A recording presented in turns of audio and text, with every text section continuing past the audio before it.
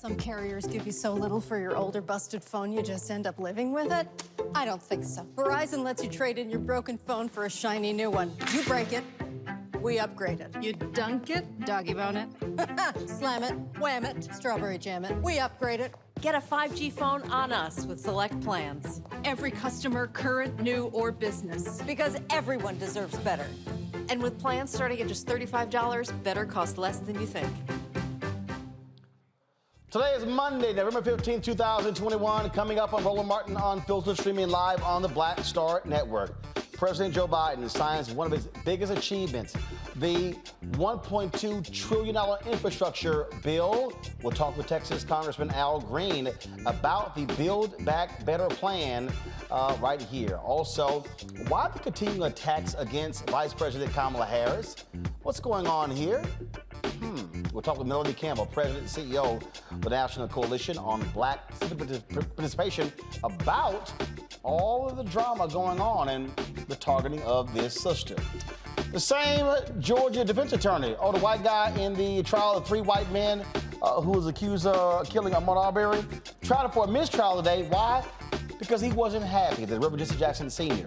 was in the courtroom. Wait until we show you this nonsense that took place today in Georgia. And in Wisconsin, the judge presiding over the Kyle Rittenhouse murder trial dismisses the underage weapons charge and will allow the jury to consider the victims provoked their own shooting. A federal appeals court rejects Oklahoma death row inmate Julius Jones' appeal to stay his execution scheduled for Thursday. His only hope is for Governor Kevin Stitt, who is yet to grant Jones clemency. A black Texas teen was attacked with a stun gun by students dressed in KKK garb on Halloween. We'll talk with his attorney about what's going on in this case, plus a month of protesting. Now the Blackburn takeover has ended at Howard University. We had the exclusive live stream this morning of the Students' News Conference. All right, folks, it is time to bring the funk on Roland Martin Unfiltered on the Black Star Network. Let's go. He's got it. Whatever the miss, he's on it. Whatever it is, he's got the scoop, the fact, the find. And when it breaks, he's right on time and it's rolling. Best believe he's knowing. Putting it down from sports to news to politics. With entertainment just for kicks, he's rolling. It's on go, roll, y'all. It's Roland Martin, rolling with Roland now. He's funky, he's fresh, he's real, the best, you know he's Roland Martin now.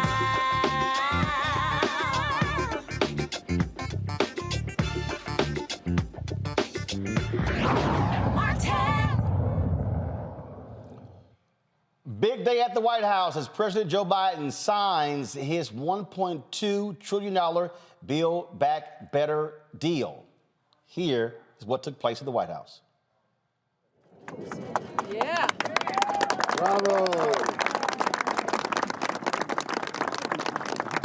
Thank you, thank you, thank you.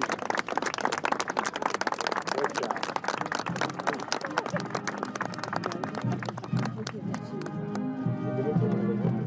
Everybody gets one. All right. Now, this is a huge deal, of course, because it has been a contentious issue back and forth between the White House and folks on Capitol Hill. You had 13 Republicans, and of course, who went along with this deal in the House. You had 19 Republicans who voted for the bill in the United States Senate. Republicans have been doing their part, complaining, calling the signing of this bill literally communism. In a moment, we're going to hear from President Joe Biden. But right now, I want to go to Texas Congressman Al Green, who joins us right now. Congressman Green, glad to have you on the show. First and foremost, this obviously is a huge deal. When you go through this and you look at what's in the bill, needed improvements to Americans' infrastructure. But what do you make of your colleagues, the Republicans, who continue to call this communism and socialism? And making threats. Those 13 persons who signed on, who are members of the House, have had a good deal of misery imposed upon them. And this used to be, Roland, as you very well know, the kind of thing that we would coalesce around, compromise on, and produce a great piece of legislation for the American people. Unfortunately, things have digressed now to the point that if the Republicans do anything at all, if they should do anything to support an effort that can be attributed to Democrats, they're going to be ostracized and criticized. The politics has become so divisive that merely deciding you're going to do the right thing will get you in the wrong position with your party if you're a Republican. Very sad, but true. Yeah, but when you go through this, when we're talking about roads, bridges, ports. Yes. We're talking about the infrastructure, the power grid. We're talking about all these different things. I can guarantee you these same Republicans are going to be lining up with their hands out saying, me, me, me, me, me, when it's time to distribute the money. And they will be at the ribbon cutting ceremonies. There's $65 billion for broadband. We've got $110 billion for these roads and bridges and other ports that will be repaired. And some will actually be enhanced by doing more than creating repairing structural problems. So it's a lot of money involved in it because the American Society of Engineers gave us a grade of D+. You can't have a first-class country with second-class infrastructure. So yes, they'll be there for the ribbon-cutting ceremonies, but I think we'll have a duty to say something at those ceremonies when credit is being taken and ask, how did you vote for it? That's going to be the key question for a good many who will show up. If you show up in my district, that's the question I'll be asking. How did you vote for it? Well, I'll tell you this here. If any of them show up at any ribbon-cutting ceremony, it should be made perfectly clear, hey, so-and-so's here, glad to see you. Y'all don't forget, he or she voted against this. I think you make a good point. I also think that we have a responsibility to our constituents to make sure that they understand what's happening here. We are making progress for them. However, there is this desire, it seems, to divert us to look at other social issues. People want us to vote based upon things that don't impact our lives on a daily basis. Bridges impact our lives daily. Whether or not you're going to vote for a person because they've supported the abortion bill or not doesn't impact our lives on a daily basis. I support people doing what they want and having a choice when it comes to these issues like abortion, but I don't believe that we should allow this to become the seminal issue when it comes to an election, because we have too many other things that are impacting our lives on a daily basis. This infrastructure bill is going to impact everybody in this country. There will be charging stations across the country. This is a first. The president has made it very clear that we're going to move into electric cars, and that's a good thing because we cannot continue to pollute the atmosphere. In the Build Back Better, we have $555 billion to give us some sort of cleaning up of our environment. That's very important as well. So we can't let people divert our attention. This is going to be the effort. Divert us away from the good things that we do so that they can somehow maintain the power and dominance that they want for years to come. It is quite hilarious to see them do so. We're going to continue talking about this, but I do want to get your comment. The 10th person has died in the tragic case out of Astroworld. Massive lawsuits that are being filed. More than 100 lawsuits have been filed thus far. Just your thoughts about what has unfolded in our hometown of Houston. Yes. Well, we've sent prayers and our thoughts and our sympathies, but that is not enough. Lives have been lost. And somewhere along the way, we've got to do more than simply say we want them to have hope. They've got to have some help. People want closure.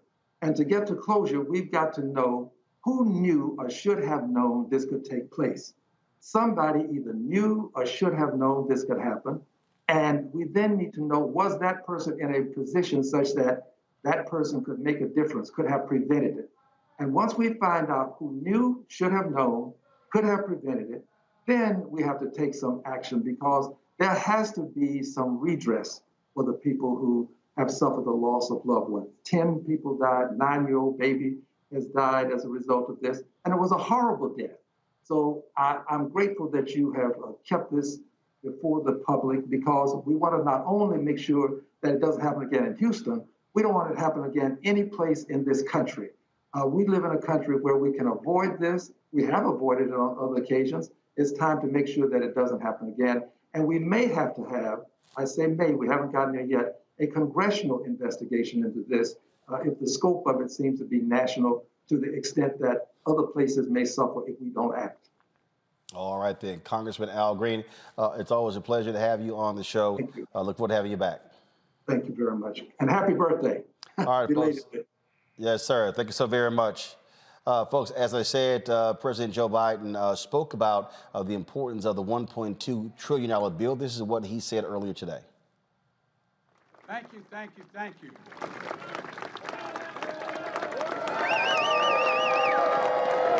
Thank you. Thank you, Heather. Thank you, thank you, thank you.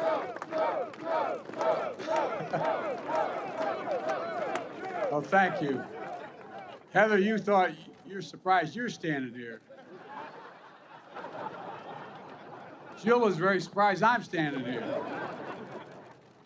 Well, Heather, thank you for the introduction. And I can't look over here because the sun's shining in my eyes, but all this other crowd over here, thank you, thank you, thank you, thank you for all you've done. Look, thanks for sharing this day with us. Why this day matters to you and your fellow iron workers and your families, and you explained it well.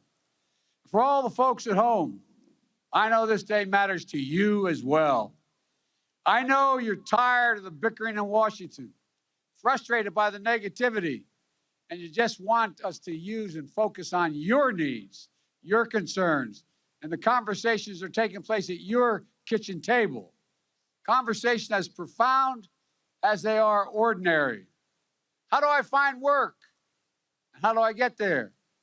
How can our small business thrive and our child succeed in school? Or how do we emerge from this pandemic, not just with a little bit of breathing room, but with real fighting chance to get ahead? When we ran for president, I thought maybe I could help answer some of those questions for you and the needs you have. Because every time I'd ride home on Amtrak, I'd go through just north of just south of Baltimore. I'd look out, go through a suburban neighborhood. I'd look in all those lights are on in the windows, Nance, and I'd look and I wonder, what are they talking about? I'm serious, I swear to God. What are they talking about sitting at that table? What are they talking about? They're talking about the things that I talked about at our kitchen table, Jill at hers, and all of you as well. And that's about how can we come together to be president for all Americans, to make sure our democracy delivers for you, for all of you. And I promised that we couldn't just build back to what it was before. We literally had to build back better. You couldn't build back. We're the only country that's always come out of great crises stronger than we went in. The world has changed, and we have to be ready. My fellow Americans today, I want you to know we hear you and we see you. The bill I'm about to sign along is proof that despite the cynics, Democrats and Republicans can come together and deliver results. We can do this. We can deliver real results for real people. We see in ways that really matter each and every day to each person out there. And we're taking a monumental step forward to build back better as a nation. I want to thank everyone who helped make this happen.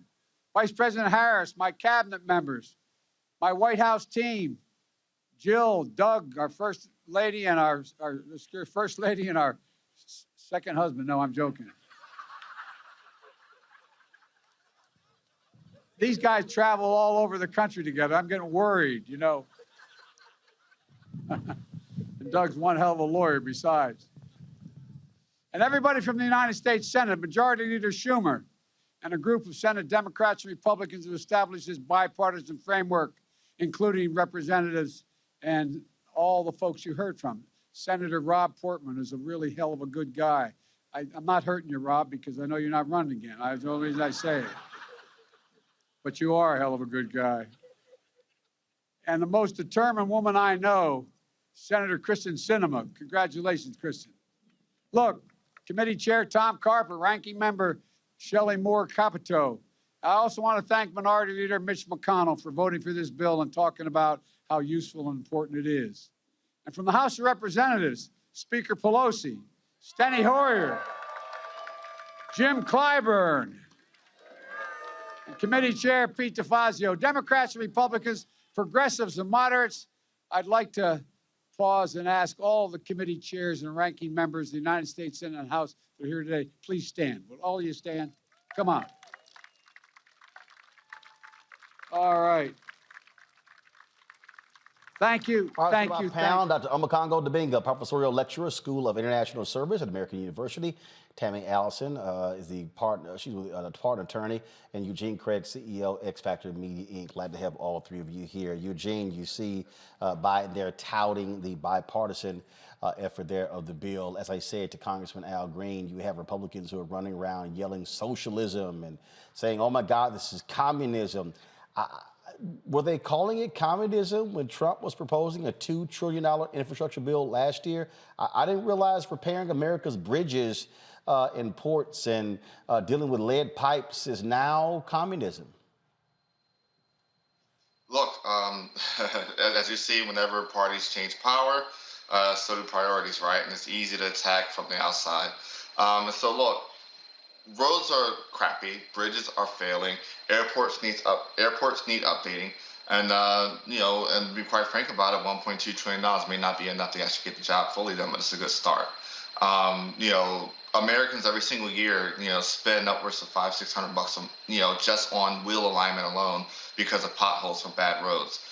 When you have over half your bridges are deficient, when it comes to actually just sustaining themselves, what Republicans going to you move to action once that bridge is actually falling over and mass casualty events? No.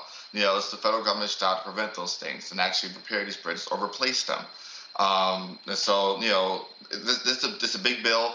It affects a lot of different, almost every American life. It affects a lot of different sectors. And it's a good start. I do get a kick out of the folks who whine and complain on Congo, but trust me, their hands are going to be out begging to get some of this money. Billions of dollars are going to be spent in local communities nationwide.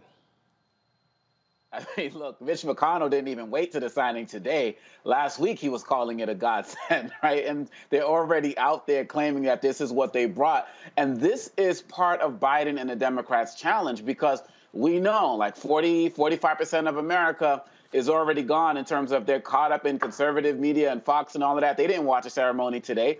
The Democrats have to be strong on the messaging. They have to go out into all these rural communities. I think you mentioned this last week, put a big old sign up saying that this is brought to you by President Biden and Vice President Harris, so that people will know, because every single day these Republicans, they've already done it. They're going to milk it. And when they start seeing broadband coming into these rural areas, the schools starting to be improved, they need to know that there's a Democratic face on top in front of it. And furthermore, they need to get this messaging out, and they need to get the next part of the Build Back Better plan passed as well, because as Malcolm Nance talks about, we got a Republican insurgency that has to be dealt with. So we can celebrate today and we can talk about all the things that we need to be doing, but they need to get this out of the way so we can get the voting rights out of the way so they can fight these Republicans who are still unified in trying to take over this government. And we have to make sure that the messaging on all of this is very clear for the Democrats. And Tammy, messaging is critically important. And so what the Democrats do in order to sell this bill is really going to be vital. Absolutely. And as someone who recently ran for the U.S. House of Representatives here in Texas District 6, I understand how important it is for the Democrats to phrase this victory strategically as we're coming up on names getting on the ballot for the primaries that are coming up. I think that the bipartisan effort is something that the Democrats are going to have to very much focus on to eliminate this very strong divisiveness that we've seen. And I think that both the Democrats and Republicans are kind of over the extreme arguing between the Democrats and the Republicans. So to be able to say confidently that this bill was passed with bipartisan support is very crucial for the Democrats to strategically take over and turn some of these districts and states blue that we've been seeing have not been able to be done in the past. Look, that does indeed matter. I do want to bring in Melanie Campbell. She's with the National Coalition on Black Civic Participation. She joins us right now. Melanie, glad to have you here. The White House offered up a number of African Americans today for interviews to tout this particular bill, to tout its passage. Messaging is important. How must this be talked about on Black radio, in the streets, in various communities? Because you'll have those who say, look, we're not going to benefit from this. It's going to be large white construction companies that are going to actually make money from this. And so what must be done to ensure that we, African Americans, are getting our fair share? Thank you, Roland. First of all, I think we need to declare and understand that we help make that happen. Those resources, those public sector resources, those public works resources. I know there's a challenge when it comes to construction, but also you're talking about the kinds of jobs that will be created. There were a lot of mayors there today for a reason. I worked for the late Mayor Jackson administration many years ago. And so you had folks, the mayor of Houston and Chicago and in small towns as well, because they know that those are real resources that can come into our communities that will be real good paying jobs. And we're in construction too. We have Black construction companies. And there's a lot that goes with those kinds of resources that creates jobs. It may not all be on the front line of putting the pipes down, but it's going to be those engineering firms, all of the things that create jobs. And we have to know that which is why I wanted to be there today, because we've been out here pushing. That Build Back Better plan has two parts to it. And one thing Vice President Harris said today is this is part one of two. You heard a lot of that being said by Schumer and others, that this is part of this initial down payment on quote unquote Build Back Better. So I think it's important that this administration make sure that I heard my sister and brothers are talking about those that you want to try to bring along, but the people who are your base need to know that this was a victory. And so it was very important. I saw people from across the country that some of our people were here, even from Michigan, that were in town for it. So that's the part of that messaging has to be to the base to know that this is important, and this is going to bring resources to our community as well. Prior to President Biden speaking, Vice President Kamala Harris spoke. I wanted to play what she had to say as well.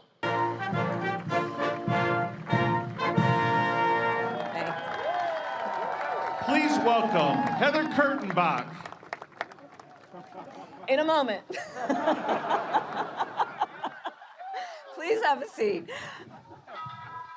President Joe Biden, Speaker Nancy Pelosi, Majority Leader Chuck Schumer, Cabinet members, Congress members, governors and mayors, and my fellow Americans.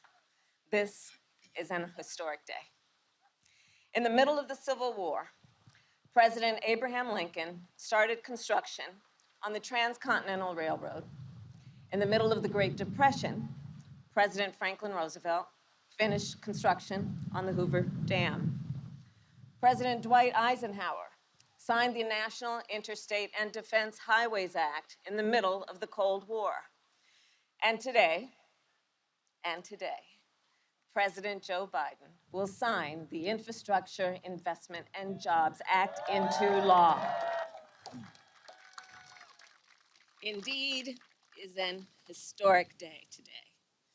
From the very start of our administration, we were determined to follow through, not just on our promise to invest in our nation's infrastructure, but on the promises that the American people have heard for years now. And we would not be here today were it not for your leadership, Mr. President. From the very start, you welcomed Democrats, independents, and Republicans to meet with us in the Oval Office. You welcomed ideas. You welcomed debate, all in the service of getting this bill done. And here is what I know to be true, Mr. President.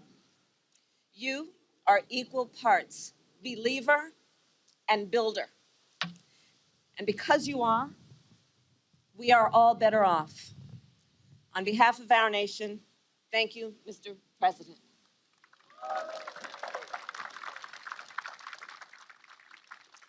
And of course, our administration did not arrive at this day by ourselves. We are also here because of leaders in the House and the Senate who worked on this bill together, who voted for this bill. And we are here because of the millions of Americans who believed that we could get this done. Well, we got it done, America. We got it done. In many ways, this day embodies our character as a nation. It demonstrates exactly who we are. We are believers through and through. We see what can be unburdened by what has been. We are as bold as we are determined to do big things. The Infrastructure Investment and Jobs Act proves that. It proves that in America, we have the courage to believe a better future is possible and to build it together. After this bill is signed into law, millions more Americans will go to work in good-paying, good union jobs. Americans like Jovan Johnson, a carpenter I met in Nevada, who said that she has, quote, built her career on infrastructure and fed her family on infrastructure. Americans like Jeff Bird, a line design technician I met with in New Hampshire. He attaches fiber to utility poles to keep up with the demand for high-speed internet. Or Leslie Kilgore, an engineer I met with in North Carolina, whose team is building electric school buses. Or Walter Cody, a construction inspector with whom I met, who is working to get clean water to families in California. This will be a nationwide effort, the likes of which we have not seen in a generation. It will make our country more competitive, and it will deliver on our nation's and our administration's commitment to equity. Now, this bill, as significant as it is, as historic as it is part one of two.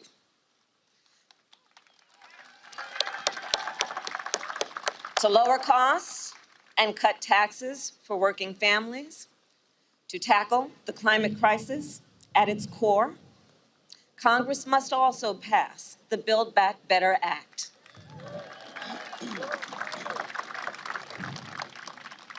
The work of building a more perfect union did not end with the railroad or the interstate, and it will not end now. So on this historic day, let us all continue to believe in our people, believe in our country, and believe in what we can do when we work together. Thank you all. May God bless you, and may God bless America. Well, for all the people out there who have been reading these nonsensical stories attacking Vice President Harris, saying, oh, she's disappeared, there you go. Let me speak to that for a second, and I'm going to go to Melanie, I'm going to go to my panel as well, because I need everybody to understand what is going on here. We are not even at year one in the administration of Biden and Harris. And already there have been stories in the Los Angeles Times, in Politico, numerous stories in Politico. Now this CNN story over the weekend, how there's this massive dysfunction and how the White House is tired of Vice President Harris and her staff is not trusting of the White House. Here's what should be happening. Ron Klain, who is the chief of staff to President Biden, needs to squash this. This is where the chief of staff calls his folks together and say, cut the bullshit. The last thing that needs to be happening right now are all of these stories that are circulating that are attacking the vice president. You see the poll numbers, 28% that people are saying, oh my God, lowest ever. And now you see the Washington Post, they're touting Pete Buttigieg. You're talking about a cabinet member who is far down the totem pole, and folks are saying, oh, maybe they should replace Harris with him in 2024.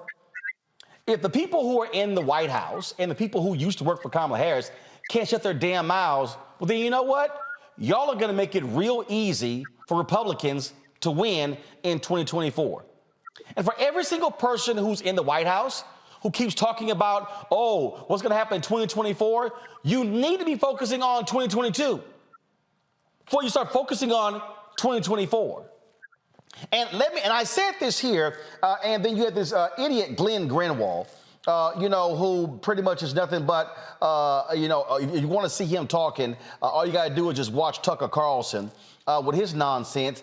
He actually took exception to a tweet that I sent out today.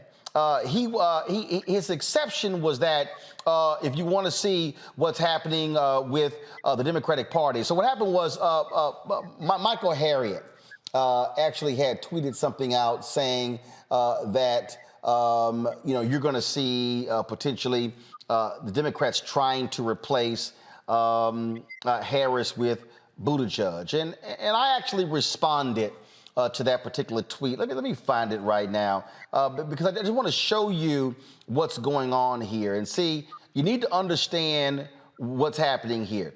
If people did not somehow see Vice President Harris as a threat, you would not have the constant attacks on her.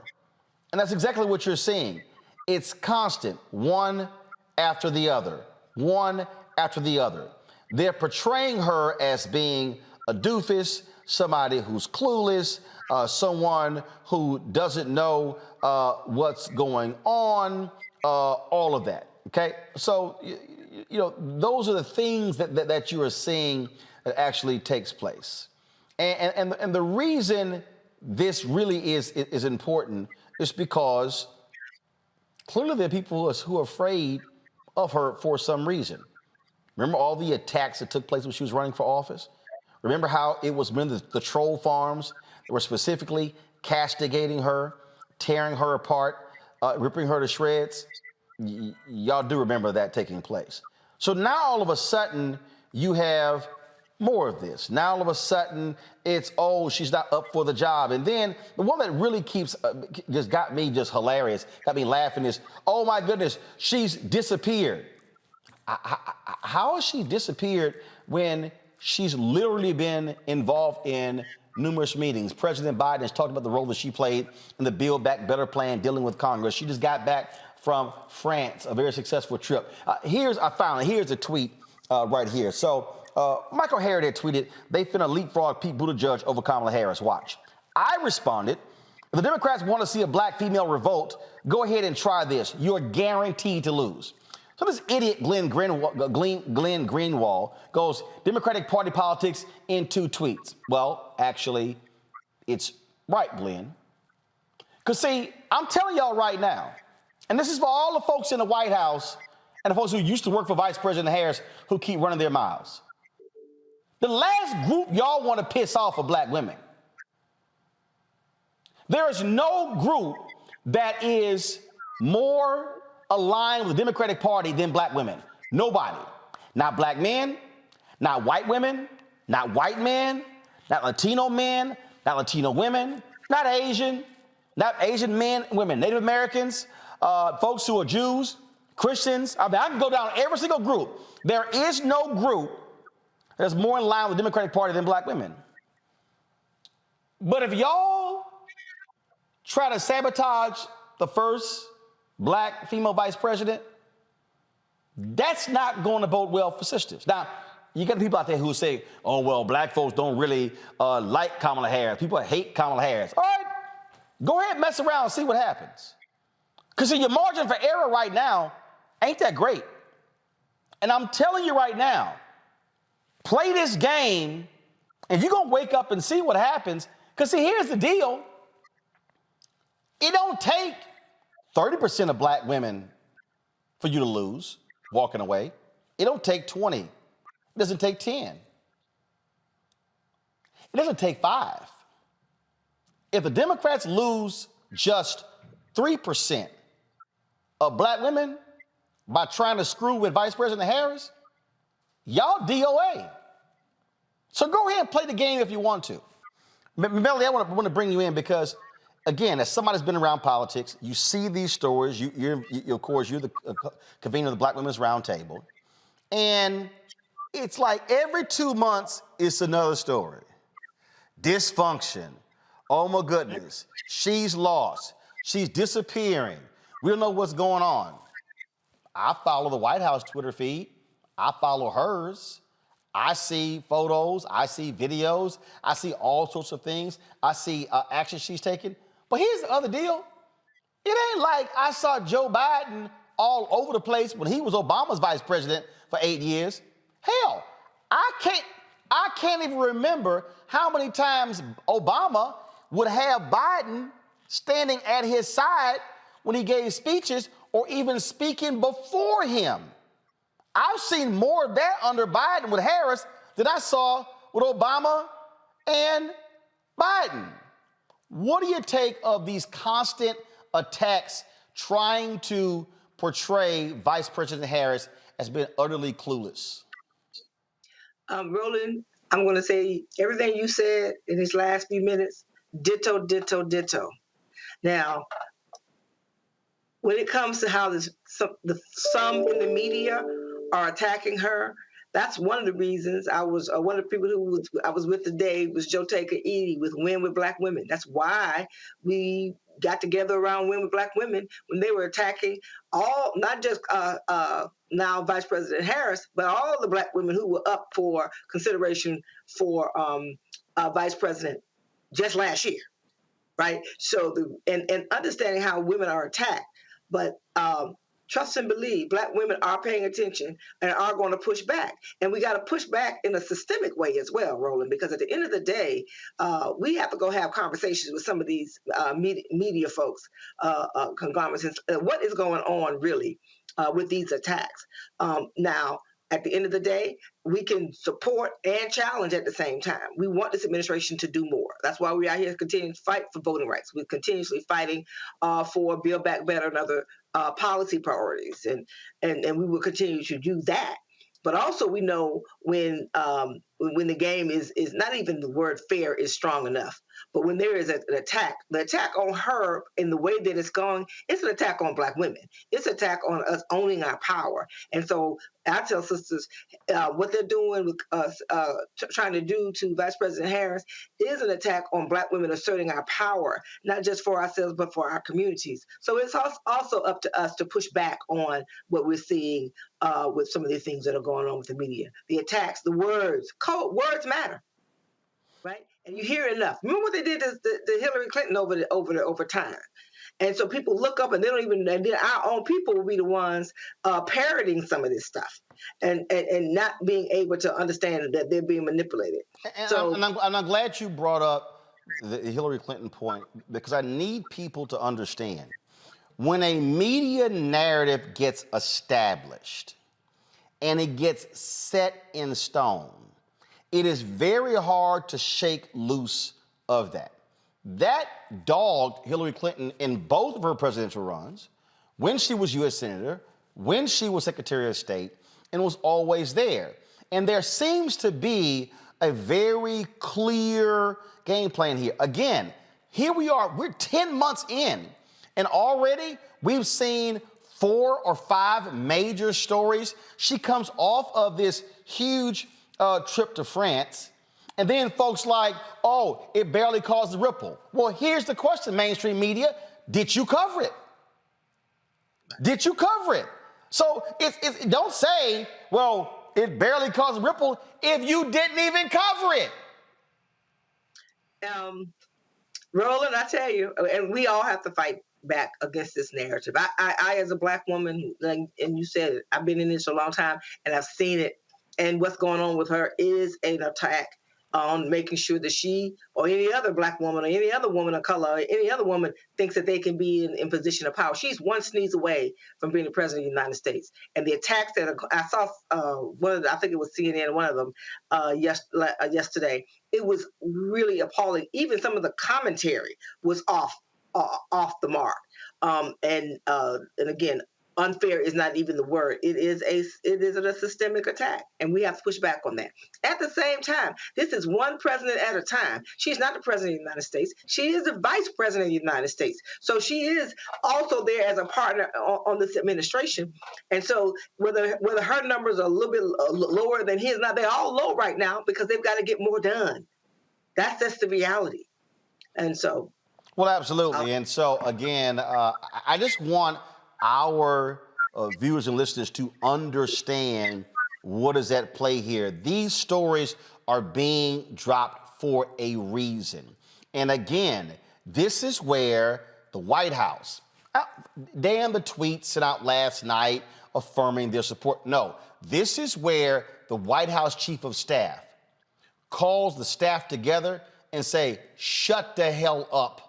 Focus on the work. You do not form a circular firing squad against our own.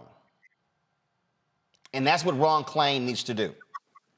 Yeah, and they have to do what they do on the inside, and we have to also put the pressure from the outside. Yep, Melanie Campbell, we sure appreciate it. Thanks a lot. I'm going to go take a break right now. I'm going to come back and we're going to talk about this with my panel.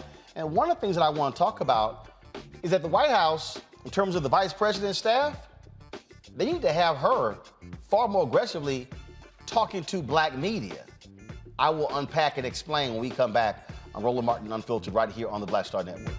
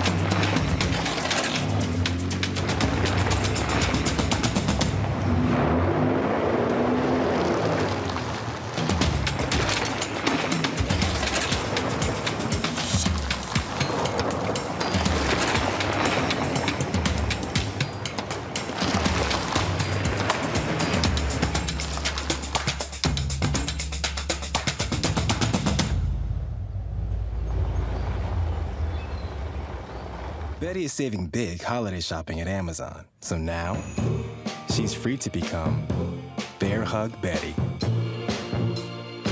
Settle in, kids. You'll be there a while. Ooh, where you going?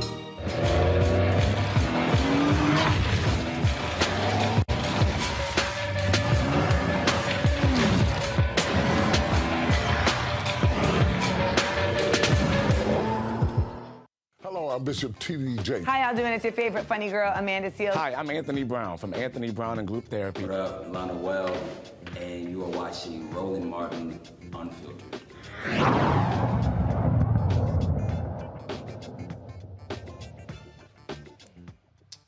All right, folks, welcome back. Let's continue our conversation in terms of all of these different attack ads and these stories and attacking Vice President Kamala Harris. Here's something that also has to happen, and I've made this perfectly clear to this White House as well. How in the world you have Vice President Kamala Harris and she does not have a regular presence with Black media? Now, let me explain that, folks. One, you always shore up your base, and that is you're communicating with your base. What this White House should be doing, they should ensure that she is the lead person who is talking to Black radio, to Black TV. What I mean by that is, you take the nationally syndicated radio shows. Look, I spent, 11 years, 13 years with Tom Jones Morning Show. Every 3 months, Vice President Harris should be on Steve Harvey Show, Ricky Smiley Show, Doug Parr Show, Joe Madison, Erica Campbell Show, should be on D.L. Hughley Show, should be on these nationally syndicated radio. Now, I get the strategy of having her on local radio stations in these markets, but black people should be hearing from her on a regular basis. Now, y'all remember, I said this after she became the United States Senator and then in the 2016 election. I said that she and Senator Cory Booker should have been doing this here. I said one of the reasons why they were not as well known among African Americans across the country is because they didn't do this when they were in the United States Senate. Obama wasn't going to speak everywhere, but you should do that. Now let me take y'all back to something because y'all may not realize this. The day before he was inaugurated, President Obama was on the Tom Joyner Morning Show. I was at Ben's Chili Bowl. We were live there, and I remember the conversation. Do y'all realize that Obama did not come back on the Tom Joyner Morning Show until 18 months later? Yeah. He had done an interview with Brian Williams for NBC on the anniversary of Hurricane Katrina. And I sent an email to Valerie Jarrett saying, how in the hell has he been president in all of 2009, and here we are into September 2010, and he has yet to come back on the Tom Joyner Morning Show? I said, when y'all gonna come home? Y'all, this actually happened, okay? So let me further unpack this, okay? I need you to understand, because y'all might not realize what happened here.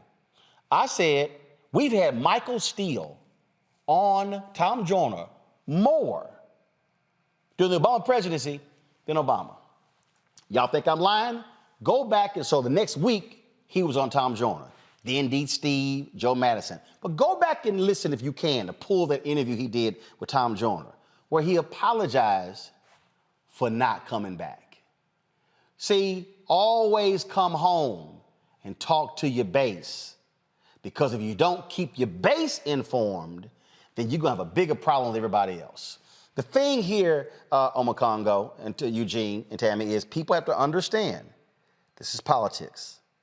And if you don't lock down your base and keep them informed, you're not gonna have folk there to have your back when you need them. That part. I think it's really sad. I mean, I hear you talking about it every week, and then every time you say it, I start to go and look at all of the other shows you mentioned, and no presence whatsoever. And I'm thinking about the people like Simone Sanders and Cameron Jean-Pierre who are involved with her, and how this message is not getting across.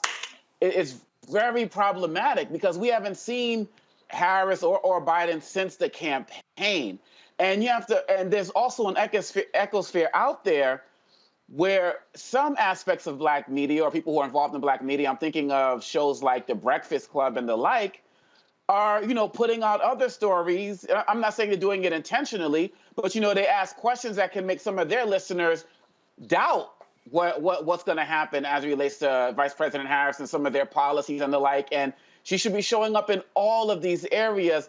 Like I said before, Sean Hannity has former President Trump on speed dial. President Trump, when he was president, he was running for office. You know this, Roland, he was calling local AM stations, terrestrial radio, giving these guys a platform. Why is this administration not doing this? At the end of the day, you see that many black people I'm speaking to and listening to, they're starting to get a little bit turned off with the administration, particularly over things relating to these voting rights. And slowly but surely, if they don't take advantage of the great opportunity that they have with black media platforms, people are going to start to think that they are not fully interested in us. Because when I hear her on other stations and local interviews, I don't really feel like she's talking to me. But when she comes here and when she comes to these other platforms, I know that there's a message for me. And going in, look, 2022 and 2024 is the Democrats to lose. They can lose this. They got to get strict with the messaging, and they got to, like you said, come back home to black outlets, because we are where it's at, and we are going to magnify their message. But if we don't know, we can't show. Now, Tammy, I need people to understand here.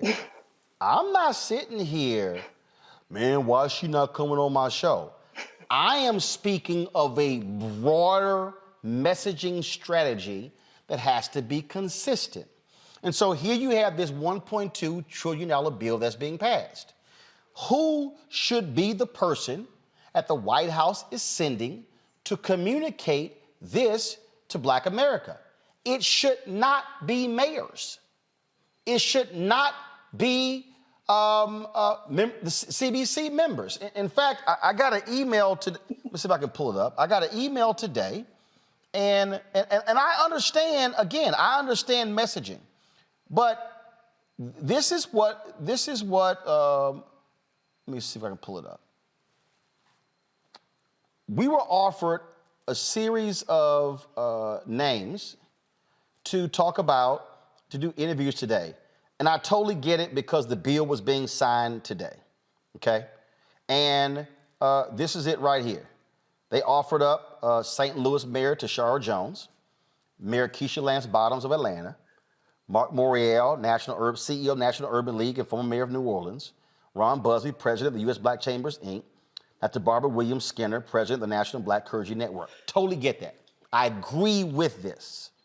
What I am saying, now that the bill is being signed, there should be a clearly defined Black media strategy, a Latino media strategy, alongside your mainstream media strategy, so your stakeholders are getting the information directly from someone who is high up in the administration, and why not make it the vice president?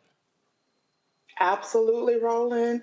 And there's so much to unpack. I don't want to go too deep, but as a Black woman attorney as well, we talked about with Melanie, the attacks that she's going through right now and the in-house fighting between the president and the vice president's camp. But in real life, I'm kind of happy that it's happening, because what it's doing is it's showing the world. It's highlighting what happens to most Black women in any profession, where no matter how much we accomplish, no matter how many credentials we have, no matter what we do, we are still ignored.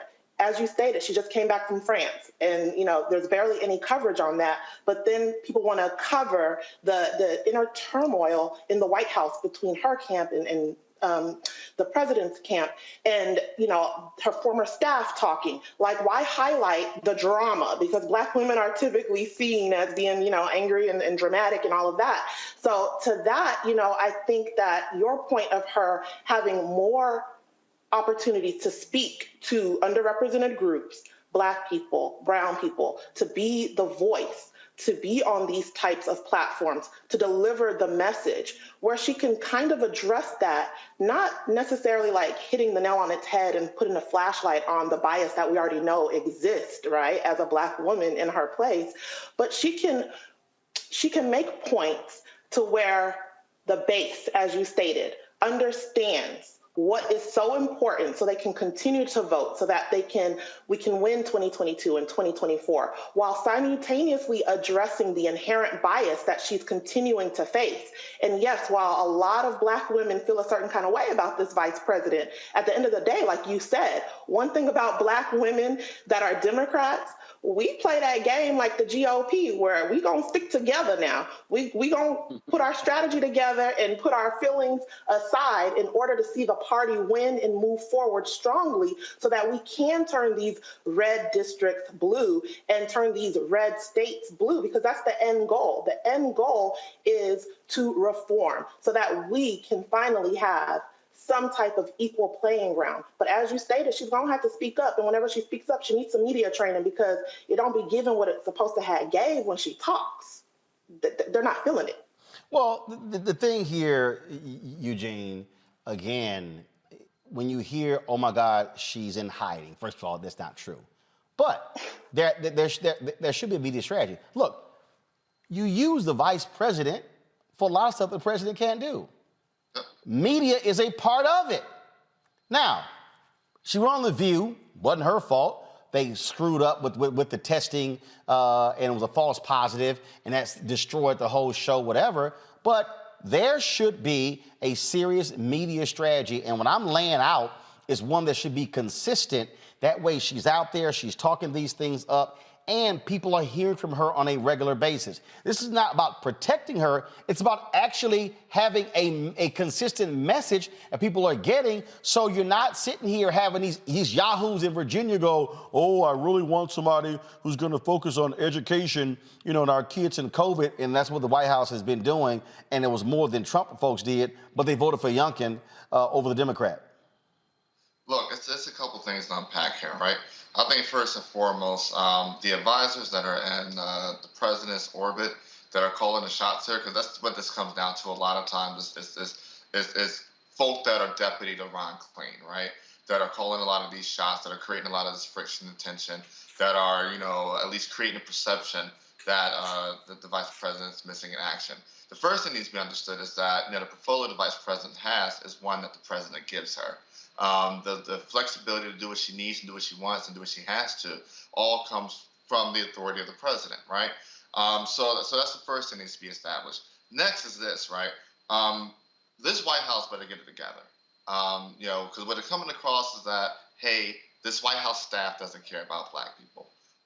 You know, at the point in time, you can't have an asset as valuable as Kamala Harris, you know, somebody that's a two-term AG, United States Senator elected statewide, now the first African-American vice president of the United States, on your as your prime asset, and you don't properly deploy her and empower her to do what's necessary to win, right? So that's what's coming across here. And it's the same mistake that the Obama administration made. You know, the legacy of Barack Obama's team, you know, and largely over time, a white team, white advisors surrounding, you know, the first black president, and disengaging from black America, is that, hey, in the 2010 midterms, yeah, the House flipped, but you know what happened before that? Chris Christie got elected in deep blue New Jersey, and then what happened after that? You lost 1,000 seats at the state and local level, you know, because black voters either decided to cross over in some margin or stayed home. You know, and that's part of the legacy of the Obama era of disengaging from the black community. So if the Biden administration wants to repeat that and having the asset of Kamala Harris that can go into any district, any state, make any argument, one of the brightest legal minds this country has ever seen, then that's the mistake they're going to make. But, you know, they should be spending much less, I agree, spending much less time figuring out what's going to happen in 2024, especially if they decide they're going to place her with the white guy. They need to be focused on what happened in 2022, a la getting voting rights done, a la getting the George Floyd Justice Act done, a la getting, you know, another economic package done. If they're serious about even being able to do anything beyond 2022. You know, on McCongo, I give you a perfect example that, again, I don't understand what the hell this White House is doing. There's a black woman who is the head of the White House Council of Economic Advisors. Her name is Dr. Cecilia Rouse. Now, if y'all watch Roland Martin Unfiltered, y'all have seen her on this show. Last week, I sent an email to the White House. No, I sent an email to her. Said, hey, love to have you on. Boom. Got it done. Recorded the interview. We had it on the show. No issues. Yesterday, I see this clip, and one of the other White House economic advisors was on Jake Tapper's show. First thing I said is, why y'all not putting the sister out, who is the head of the White House Council on Economic Advisors? Let me give y'all another thing that y'all don't realize. She was a member of the White House Council of Economic Advisors under President Obama. They signed the stimulus bill. I need y'all to understand, this actually happened. I kept asking the Obama White House, send somebody to me, black, to talk about the stimulus bill.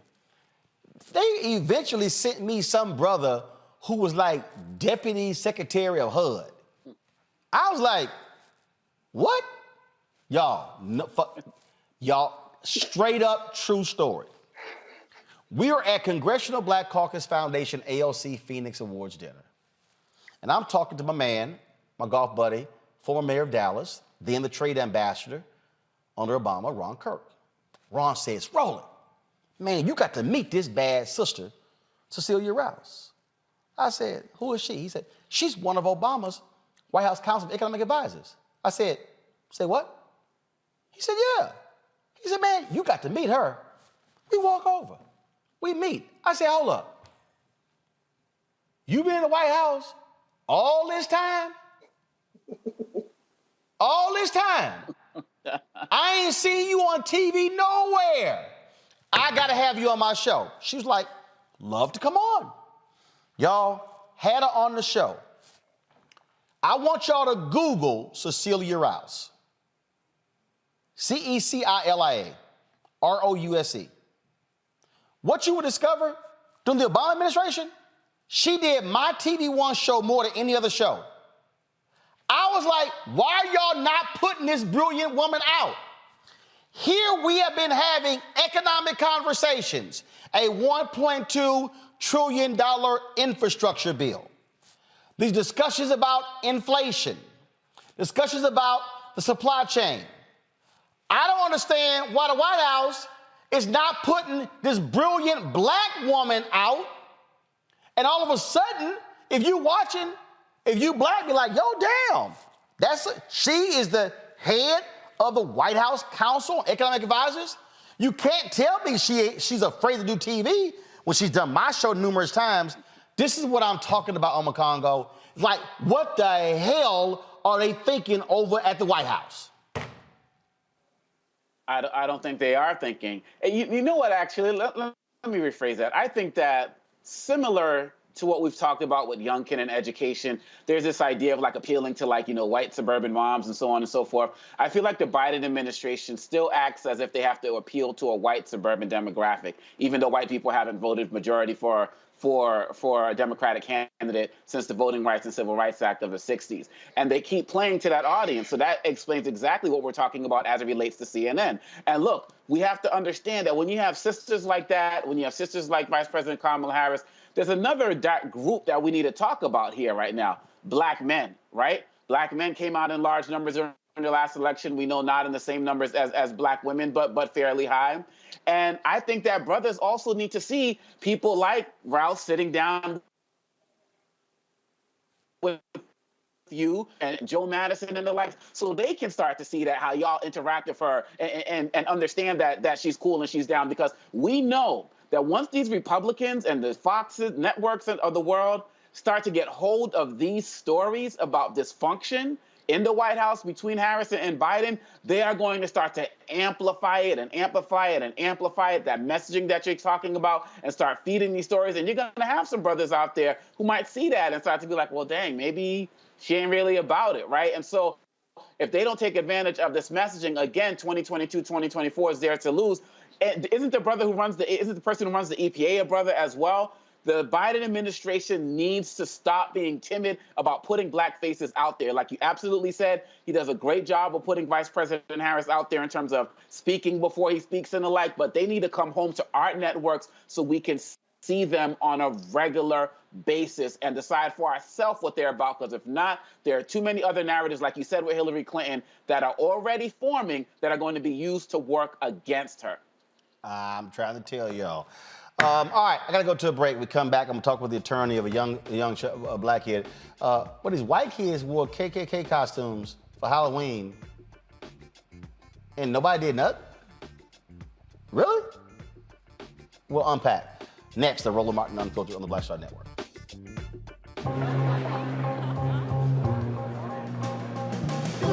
Are the stars out tonight?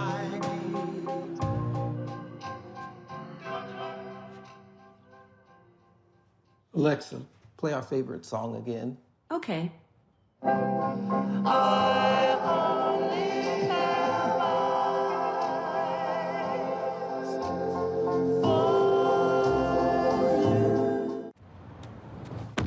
Oh, that spin class was brutal. Well, you can try using the Buick's massaging seat. Ooh, yeah, that's nice.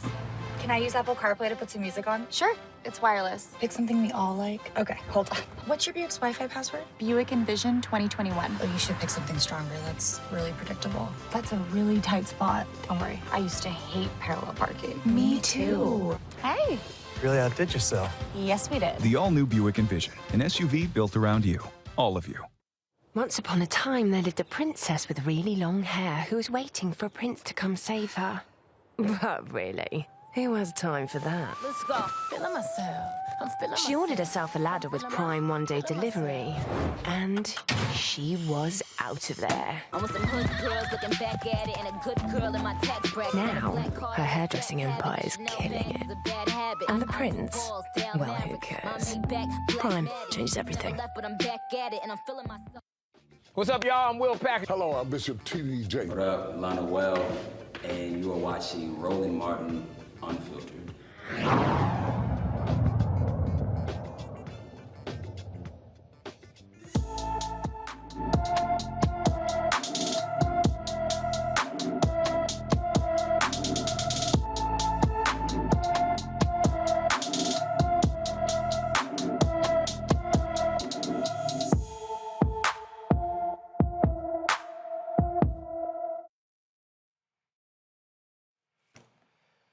Fifteen-year-old Kadaja Lindsay was last seen on October 4, 2021. The teen has been missing from Rockford, Illinois. She's 5'3" tall, weighs 160 pounds, with black hair and brown eyes.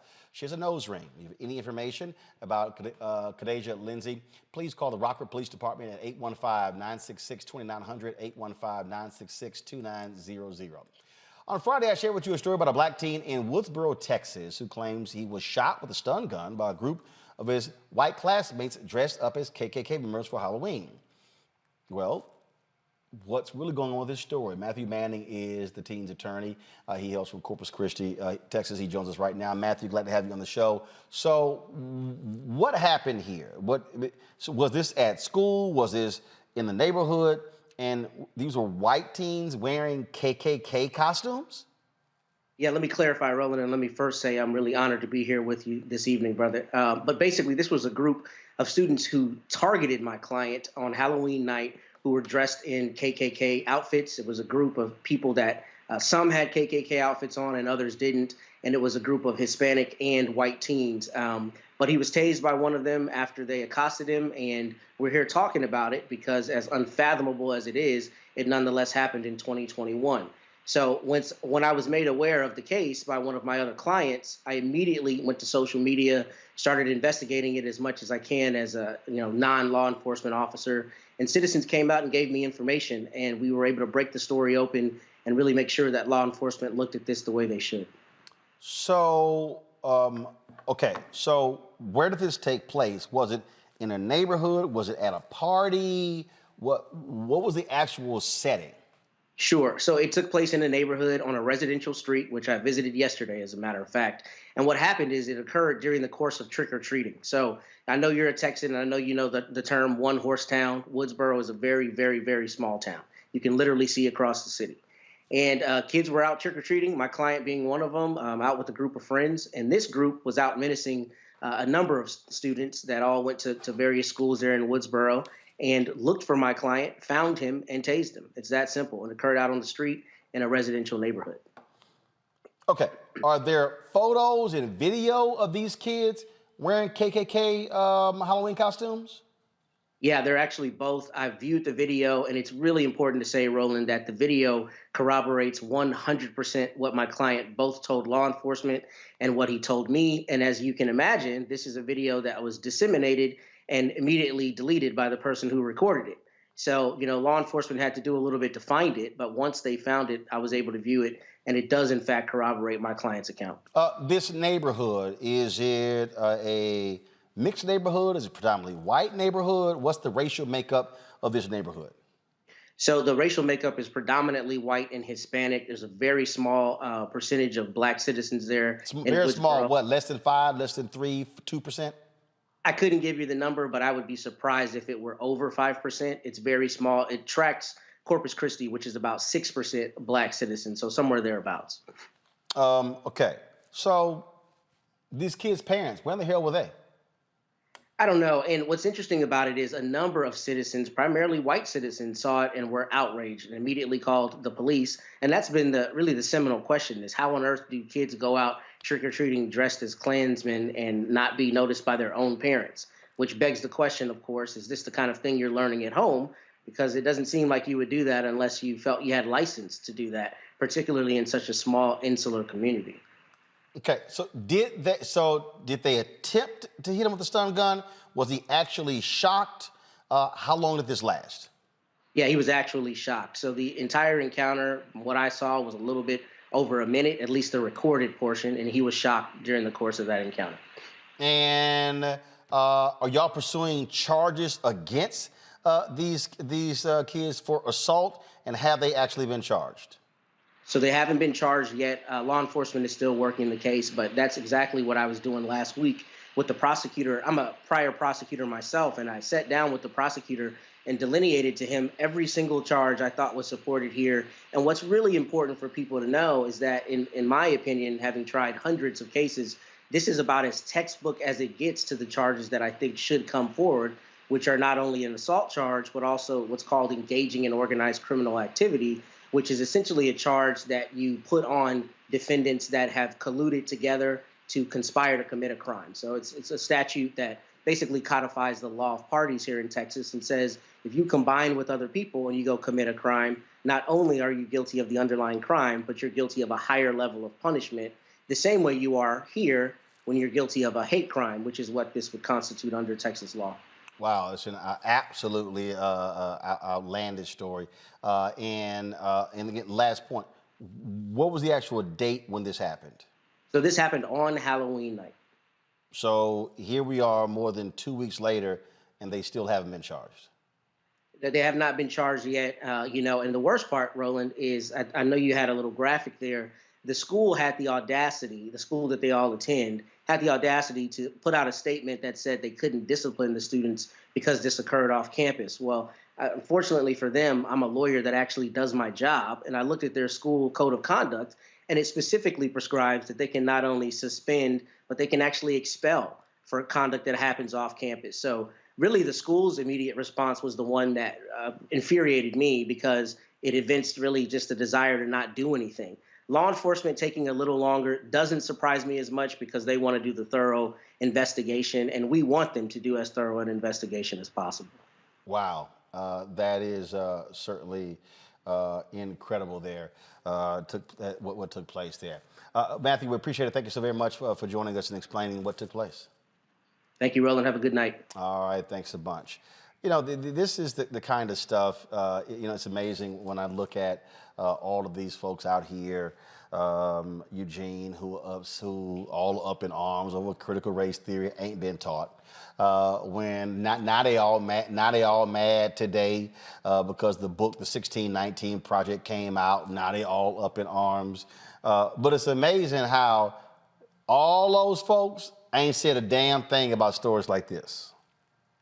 And look, they won't say a damn thing about stories like this because it doesn't fit their narrative, it doesn't rally their base, and it actually forces them to concede a point that, hey, racism still exists in this country.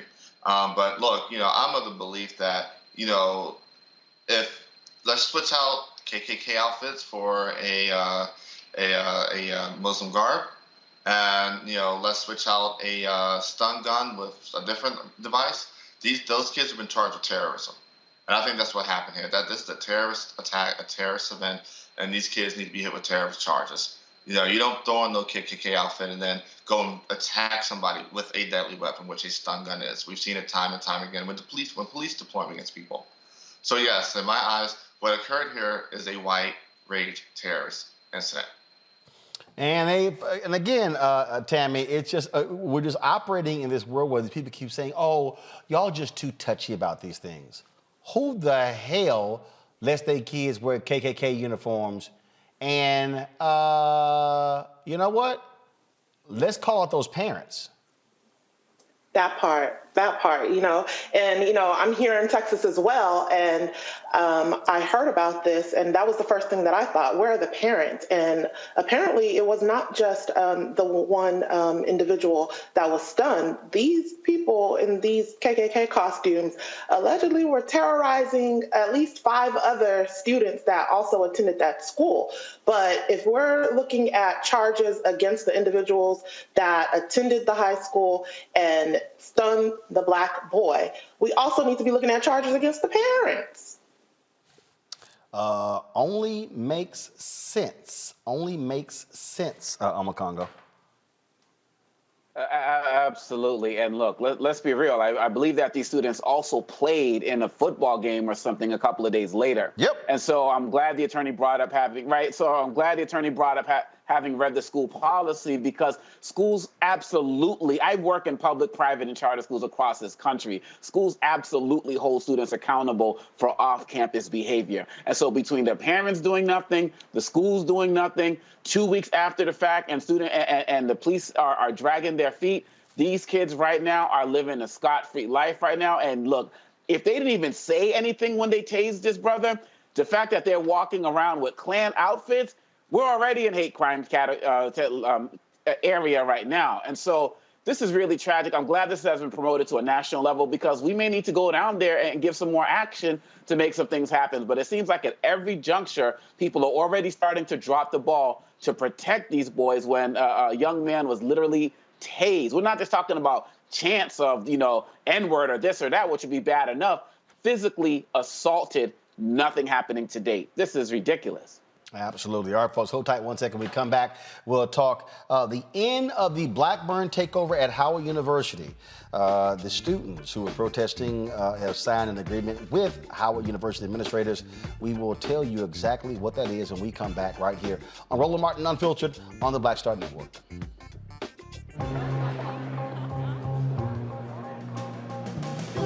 Are the stars out tonight?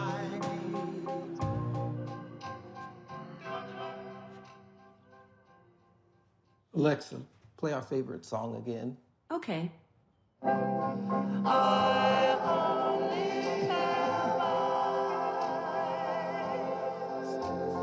for you.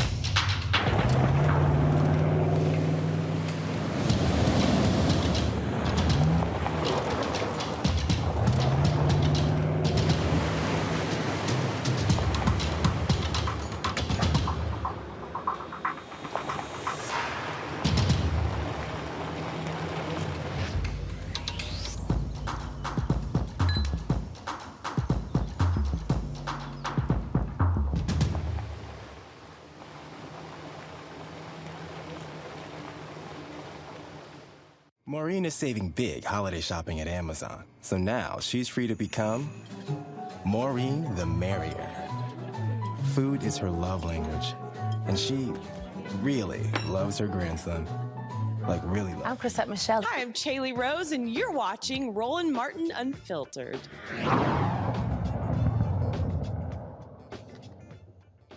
After 30 days, the Blackburn takeover at Howard University is now over. Today, the students involved in the protest held a news conference that was exclusively covered and live streamed by Black Star Network that detail this particular agreement. I want to play a large portion of that news conference for you. And remember, they were protesting housing conditions. They were complaining about mold, rats, roaches, and other issues at Howard University. Here is what they had to say today. Give me a countdown. 5. Excuse me, guys. 5, 4, 3, 2. Good morning. This morning, the Howard University Blackburn protest, student leadership and students executed the remaining portion of a memorandum of understanding with the university. While the terms of the agreement are, specific terms are confidential, it can be said without any hesitation or reservation that the students courageously journeyed on a path towards greater university accountability and transparency and public safety and that this agreement marks a meeting of the minds between them regarding the issues of concern.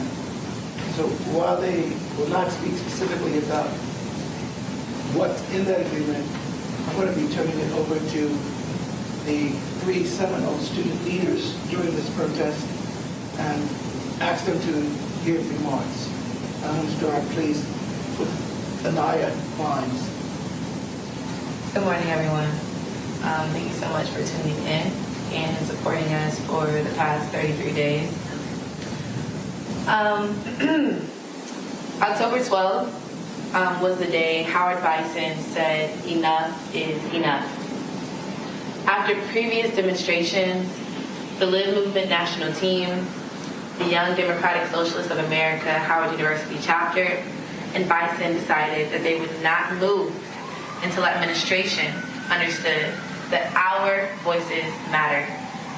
We were fed up, we had enough, and we were ready to make change for our beloved Howard University by holding administration accountable by any means necessary. We spent 33 days challenging the Howard University administration. We spent 33 days saying that not only did our lives matter, that our voices mattered, and our concerns mattered. We spent 33 days affirming and fighting for the first-class housing that Reverend Jesse Jackson said we were entitled to. We came, we saw, we declared, and we won. We won for Howard students. We won for Howard University, both historic Howard and the future Howard. And we won for our community. We challenged the lack of accountability. We challenged the lack of safety, and we challenged the lack of our ability to even say that there was a problem. And at Beaches, everything's included for everyone. All right, folks, I'm going to play that back. We had a tech issue. Okay, go ahead. Take it from now. And hopefully, after I graduate, I can matriculate on the Howard Law. And hopefully, we won't have the same issues, because today is a new day for Bison everywhere. Today is a new day for the Bison sitting at the table and standing around us. Because tomorrow, the struggle continues, but these issues, we got what we came for. We got increased scrutiny. All right, folks, Howard University issued this statement. They posted this on Twitter. You can pull it up, please. Howard University is pleased to announce we have come to an agreement with the students who occupy Blackburn and will share a longer message from Dr. Wayne Frederick on this topic later today. I have not seen that particular statement. I want to go to their Twitter page. I want to see if Wayne has released something. Let's see here. Okay, let's see. Yes, he did issue a statement. Give me 1 second, folks. I'm going to pull it up. All righty. He issued a video statement, so let's go ahead and play it. Harriet's wildest dreams. Good afternoon. About a month ago, a group of students began the occupation of the Blackburn building. They did so to raise awareness for their concerns about housing conditions at the university, as well as other issues that they voiced to me and my administration. I am pleased to share with you today that through ongoing dialogue and a desire to hear and address their concerns, the student protesters have agreed to end the Blackburn occupation and leave the building. I also expect non-student protesters to depart the surrounding area and to end their occupation of the campus. This is a welcome development and a necessary conclusion to a challenging few weeks for everyone involved. This type of protest to occupy a building and the negative effect of doing so were felt throughout campus. Protest drives change. I accept and applaud it. I do, however, struggle with a type of protest that jeopardizes student safety, the very thing that students said prompted their concerns. The health and well-being of students is the most important part of my job as president. As I have said before, even one issue in one of our residence halls is too many, and we will continue to remain vigilant in our pledge to maintain safe and best-in-class housing. We have so much more to accomplish together, and the future for all of Howard looks very bright. Our Howard Forward strategic plan, which was launched in 2019, will continue to guide our path and build upon our success as we transform the academy, research enterprise, and financial strength of the university to be best in class. It's not lost on me that that must also be met with empathy. Our 2020 Campus Master Plan speaks to our strategy to grow and invest in our beloved Hilltop, which will continue to improve the campus experiences for our students, faculty, and staff. The progress can only be achieved by coming together as one Howard, one Bison. As we close in on the Thanksgiving holiday, I'm encouraged and excited about the work we have accomplished and the work we will continue to do together to reinforce our beloved Howard University. We look forward to working collaboratively to address concerns and build a culture where all are heard. I will continue to open lines of communication and will hold my traditional State of the University address next semester, which has always included an open dialogue with the audience. Building an institution we can all be proud of requires work every Folks, day. that was Wayne Frederick, the president of Howard University. This had gone on for quite some time, Congo, and I mean, obviously, it was constantly being, with the social media, national media, a lot of focus was placed on Howard University, and both sides wanted to bring this to a conclusion. And really, it was the alumni gathering. There were alumni who came to Howard on Saturday, including Newark Mayor Ras Baraka, who played a critical role in brokering this deal. Yeah, it is great to see, and at the same time, it's just sad, Roland, because should have never come to this. I remember when you did the story a few weeks ago, and you were there, and you went inside, and I remember as an undergrad here in D.C., I wasn't a Howard student, but would go there often, and it was just sad to see. And I want to commend these young women leaders who stood strong in front of the university and brought this to national attention. And now that we are here, we just hope that everybody can just get better and stronger from this experience, because we're talking about our babies here, and they should never have had to be put in a position where they were not safe.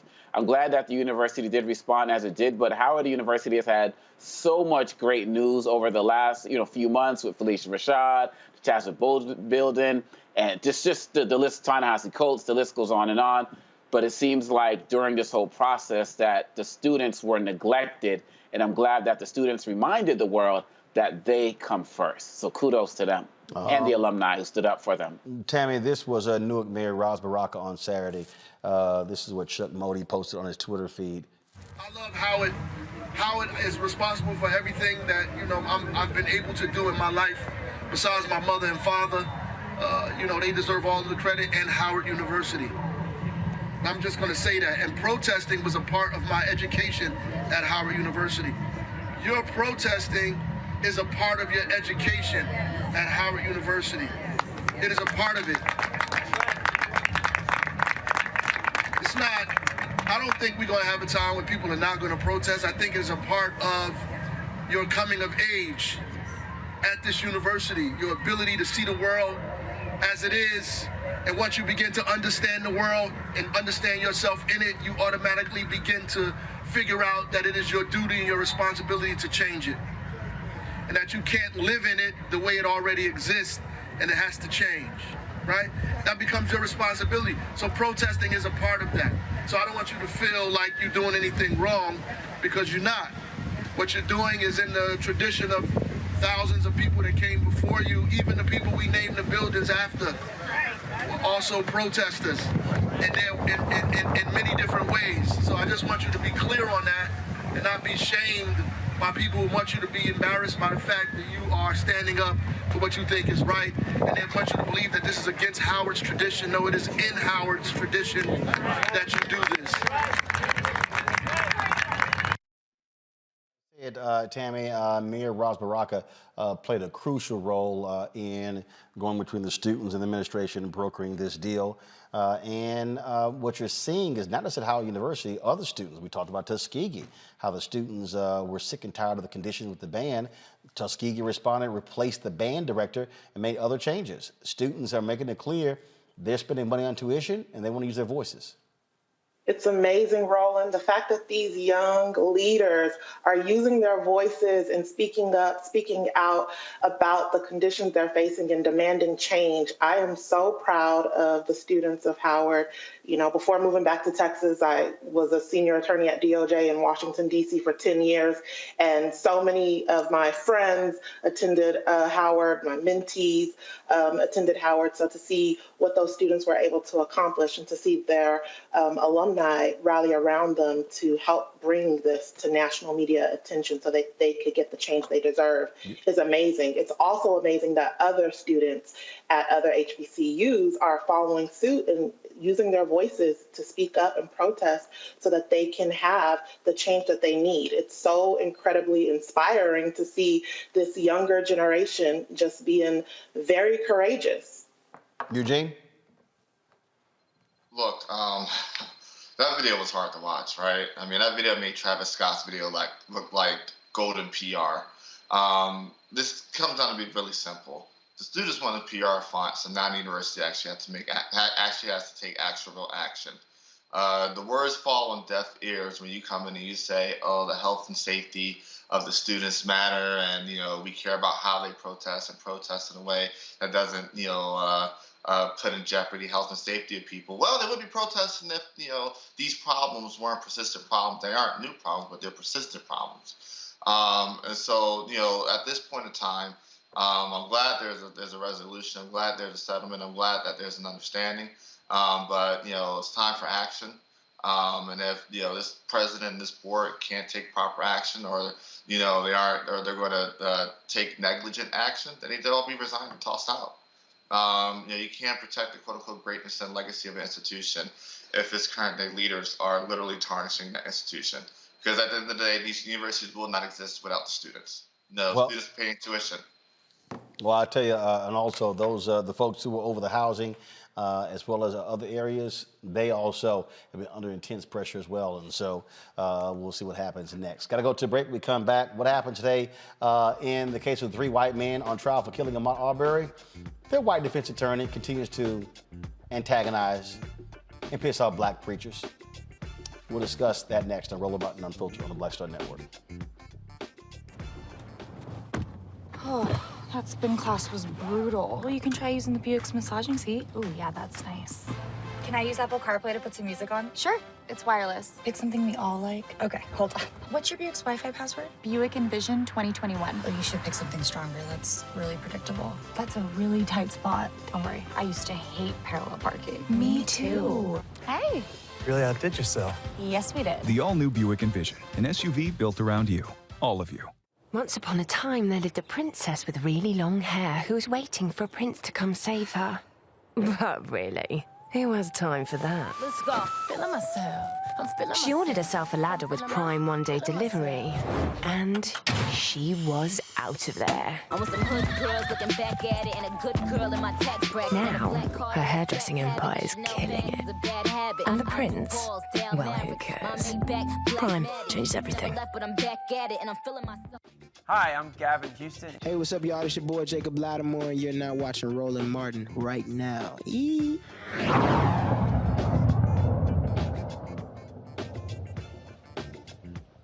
The white attorney for the 3 white men on trial for killing Ahmaud Arbery, he continues to white. That's what he's doing. Today, he actually, y'all, they tried to actually get the judge to declare a mistrial. Not because something the prosecution was doing, not some jury misconduct, because Reverend Jesse Jackson Sr. was sitting in the courtroom. Watch this mess. We need to move for mistrial. I move for mistrial. Based on? Based on the presence of people in the courtroom and the public gallery. Your Honor, I have to stop for one moment. We have a witness now on the stand. Can I have, if you go ahead and step down, thank you.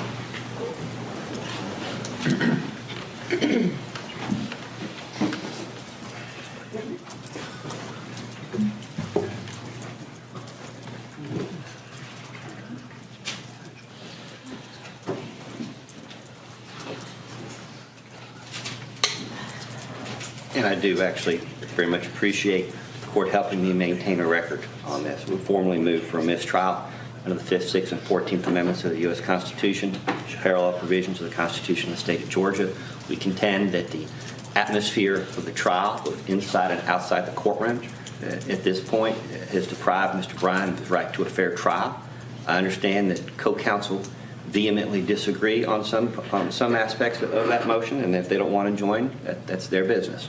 But I represent Mr. Bryan, and my concern, Your Honor, notwithstanding what in my observation would be extraordinary efforts on the part of the court to avoid anything that would interfere with the right of these defendants to a fair trial.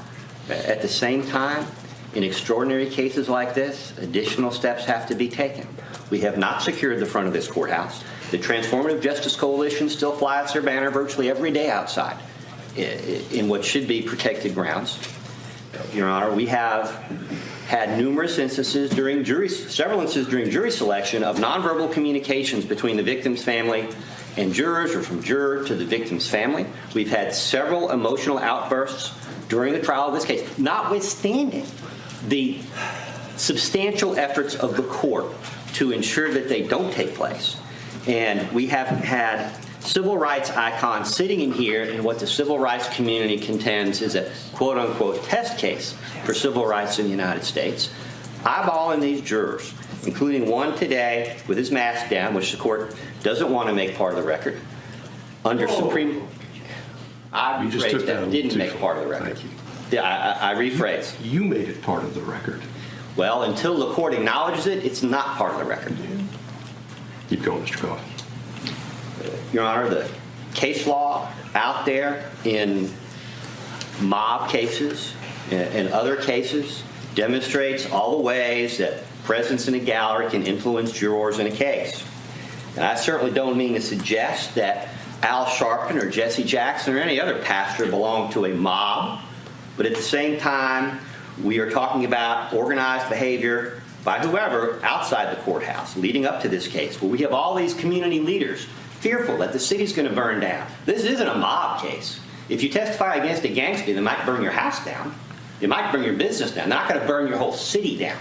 And that is the concern that I believe jurors have expressed during the voir dire process, in that a county commissioner, a mayor, school board member, a bunch of pastors in this community, both black and white, have been talking about.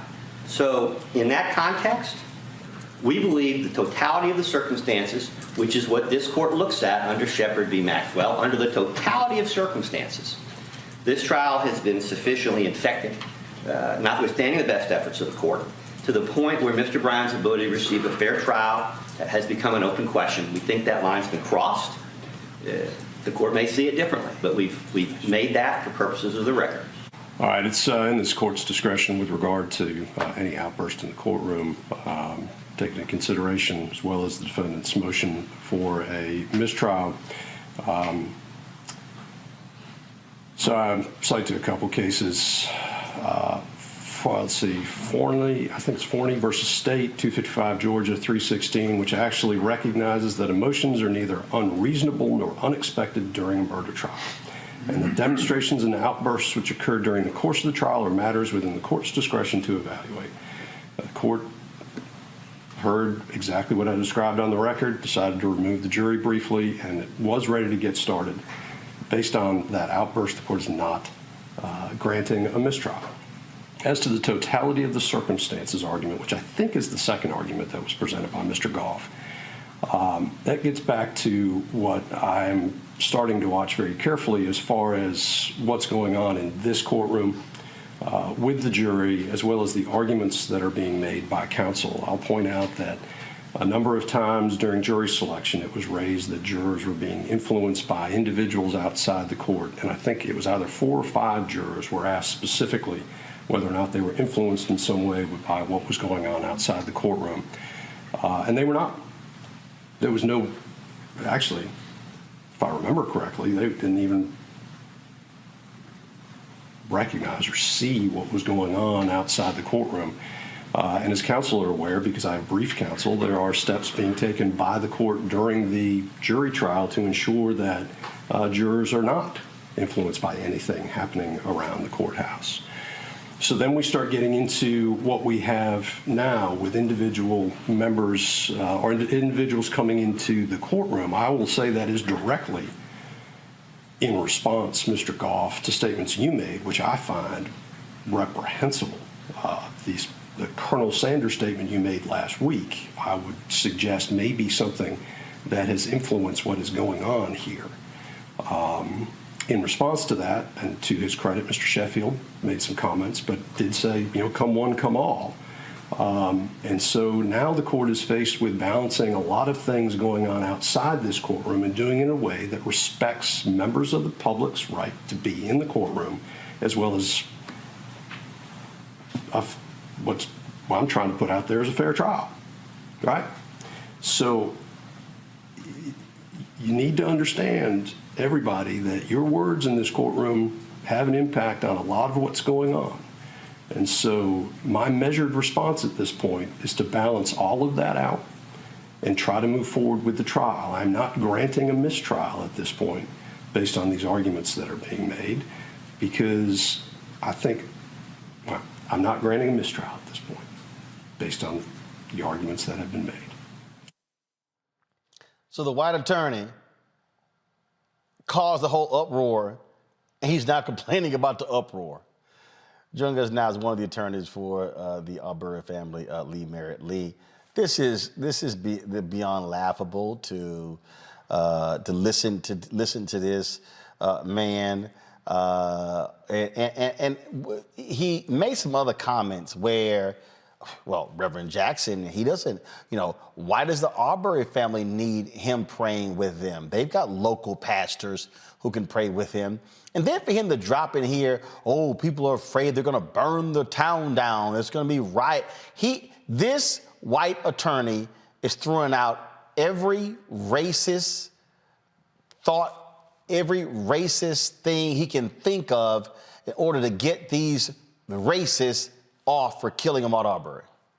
No, that's exactly it. On the one hand, they're arguing that Wanda should be strong enough to sort of deal with seeing the grisly details of her son's murder by herself, without making any outbursts. Because a part of the motion to dismiss, the trial of a motion for a mistrial today included the fact that she let out a slight whimper when a picture of Ahmaud was introduced into evidence. And so, while she's dealing with this very difficult thing, they're saying that she not only does she have to deal with it quietly, she should also have to deal with it alone, and without the support of our full community. It's beyond. It used to be cute, it's no longer cute. This person is harassing a grieving mother during the murder trial of her son. Well, and the thing that's just crazy to me is, well, why can't she get a local pastor to pray with her? Why does she need Reverend Jackson? Okay, he was eyeballing a juror. Right, eyeballing a jury. Nonverbal communication is being alleged. Okay, so the jury walks in. If the jury walks in that way, is Reverend supposed to do this here? Turn away and don't look at the jury? And if you really look at the breakdown of the courtroom, there are 3 rows reserved for the 3 defendants and their family. Wanda's role is in the very back of the courtroom. So she occupies the last row with Marcus Arbery, Ahmaud's dad. And they each get one person to come in the courtroom with them. Typically, it's one of the attorneys in the case so that we gather all the evidence for the federal suit. And then there's a pastor who's helping them with the grieving process. But in front of them is the mother of the men who murdered her son, is the wives, the children. And then directly in front of them is of course, defense table with Travis McMichael, Gregory McMichael, Brian sitting there, the men who actually murdered her son, just feet away from her. And she's supposed to deal with all of this with no support and no noise. Well, I don't know what his attorney thinks, but guess what? He's about to see a whole bunch of black preachers and black people on Thursday at 11 a.m. We are going to be in Brunswick, Georgia as well, live streaming that news conference. They're expecting a minimum of 100 black preachers.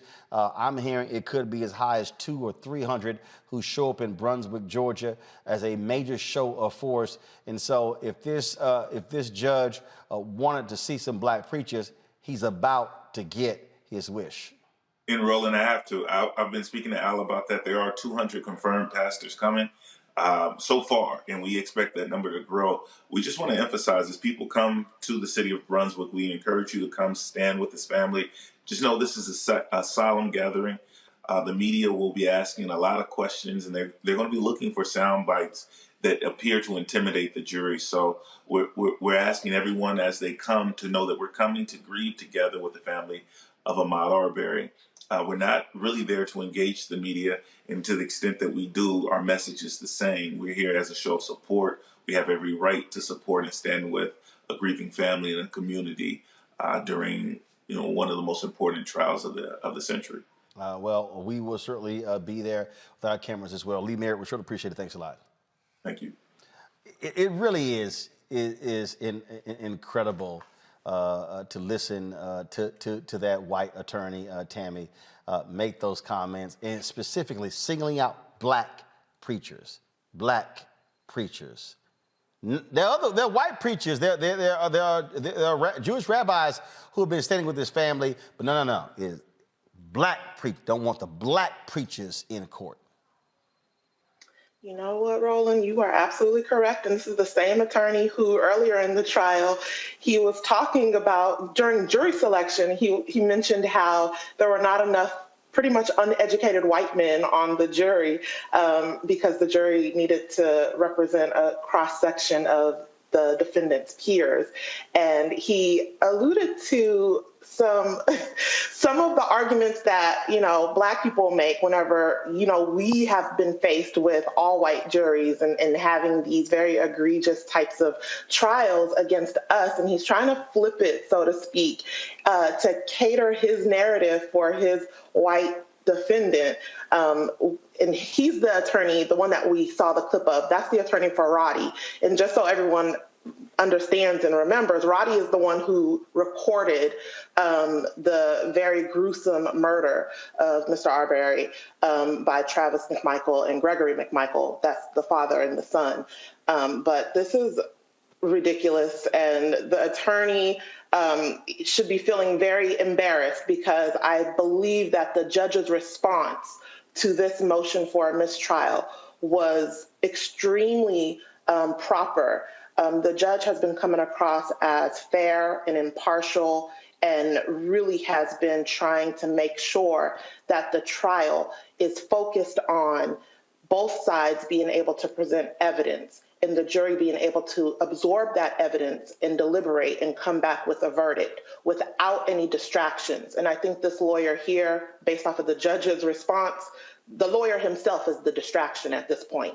Oh, absolutely. And in fact, Eugene Omokongo, I just want to play for you, again, even more insulting comments that Kevin Gold said as Reverend Jackson sat in the courtroom. Listen to this. The issue that Ray brought up previously is, how many pastors does the Arbery family have?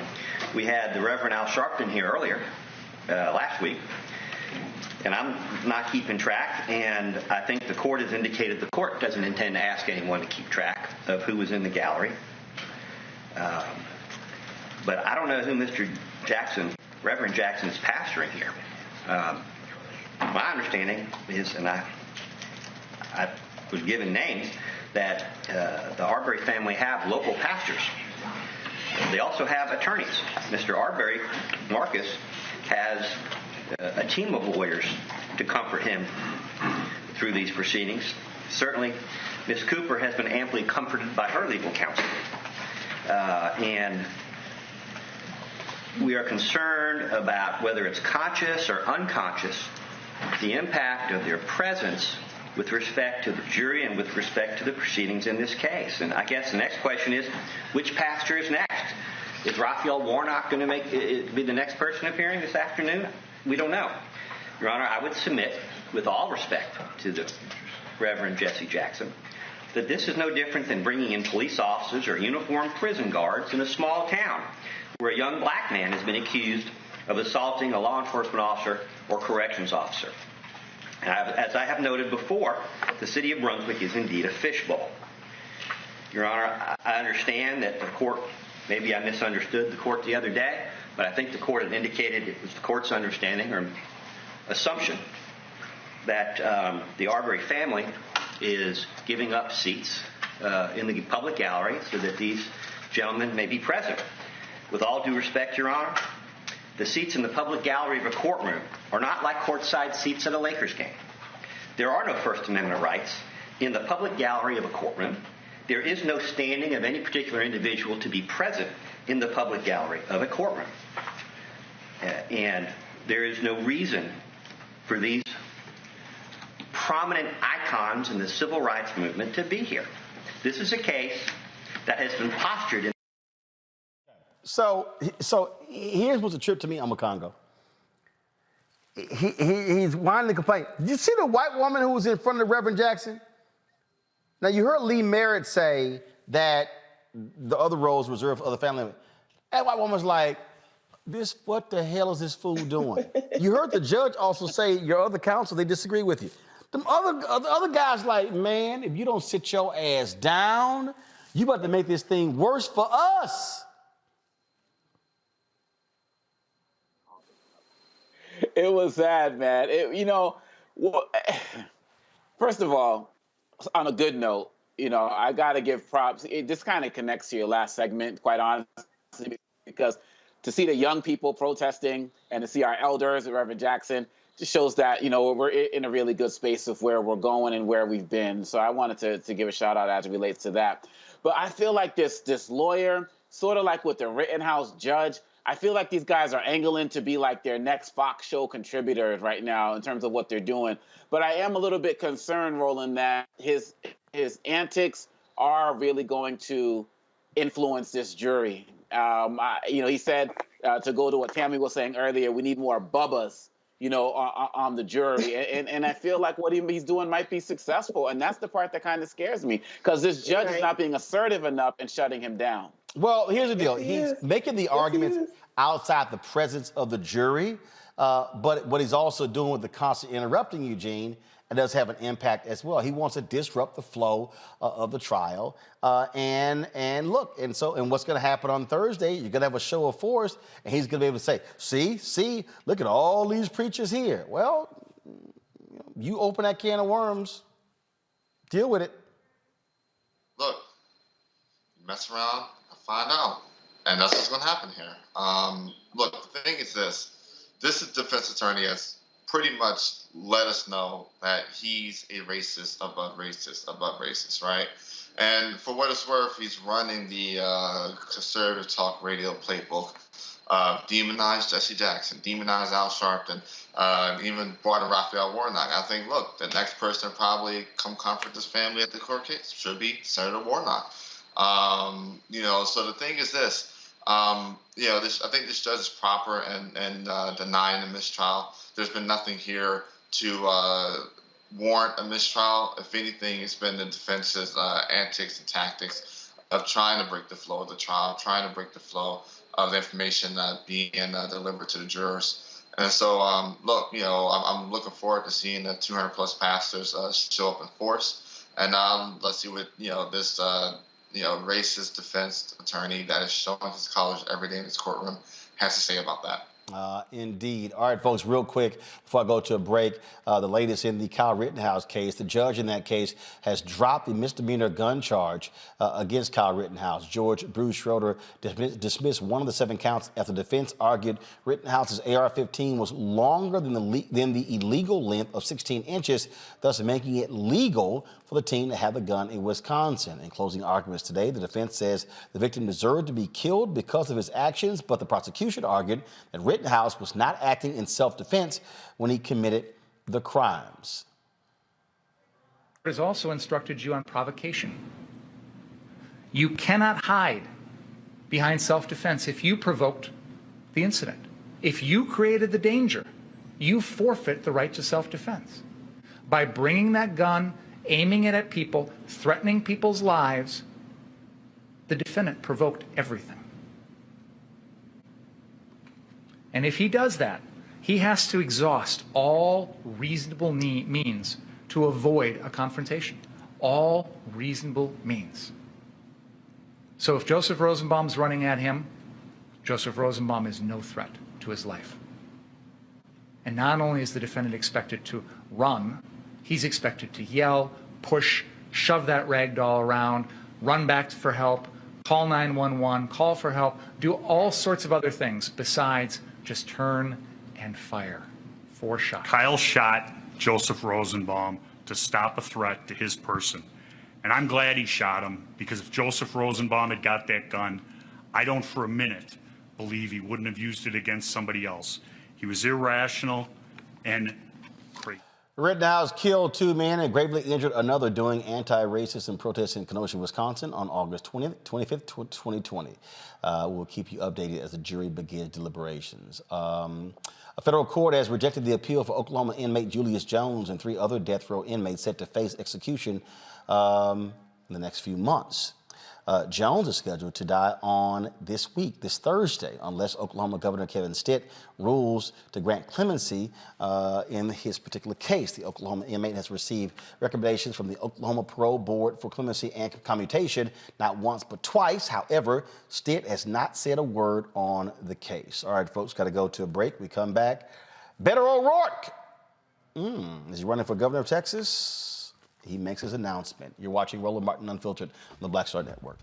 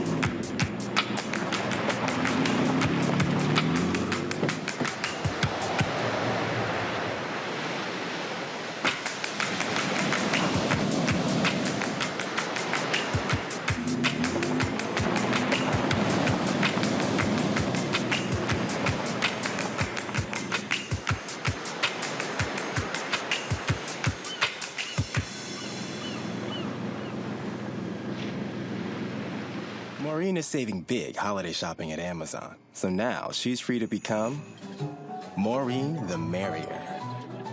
Food is her love language, and she really loves her grandson. Like, really loves. How y'all doing? It's your favorite funny girl, Amanda Seals. Hi, I'm Anthony Brown from Anthony Brown and Group Therapy. What up, Lana Well, and you are watching Roland Martin Unfiltered.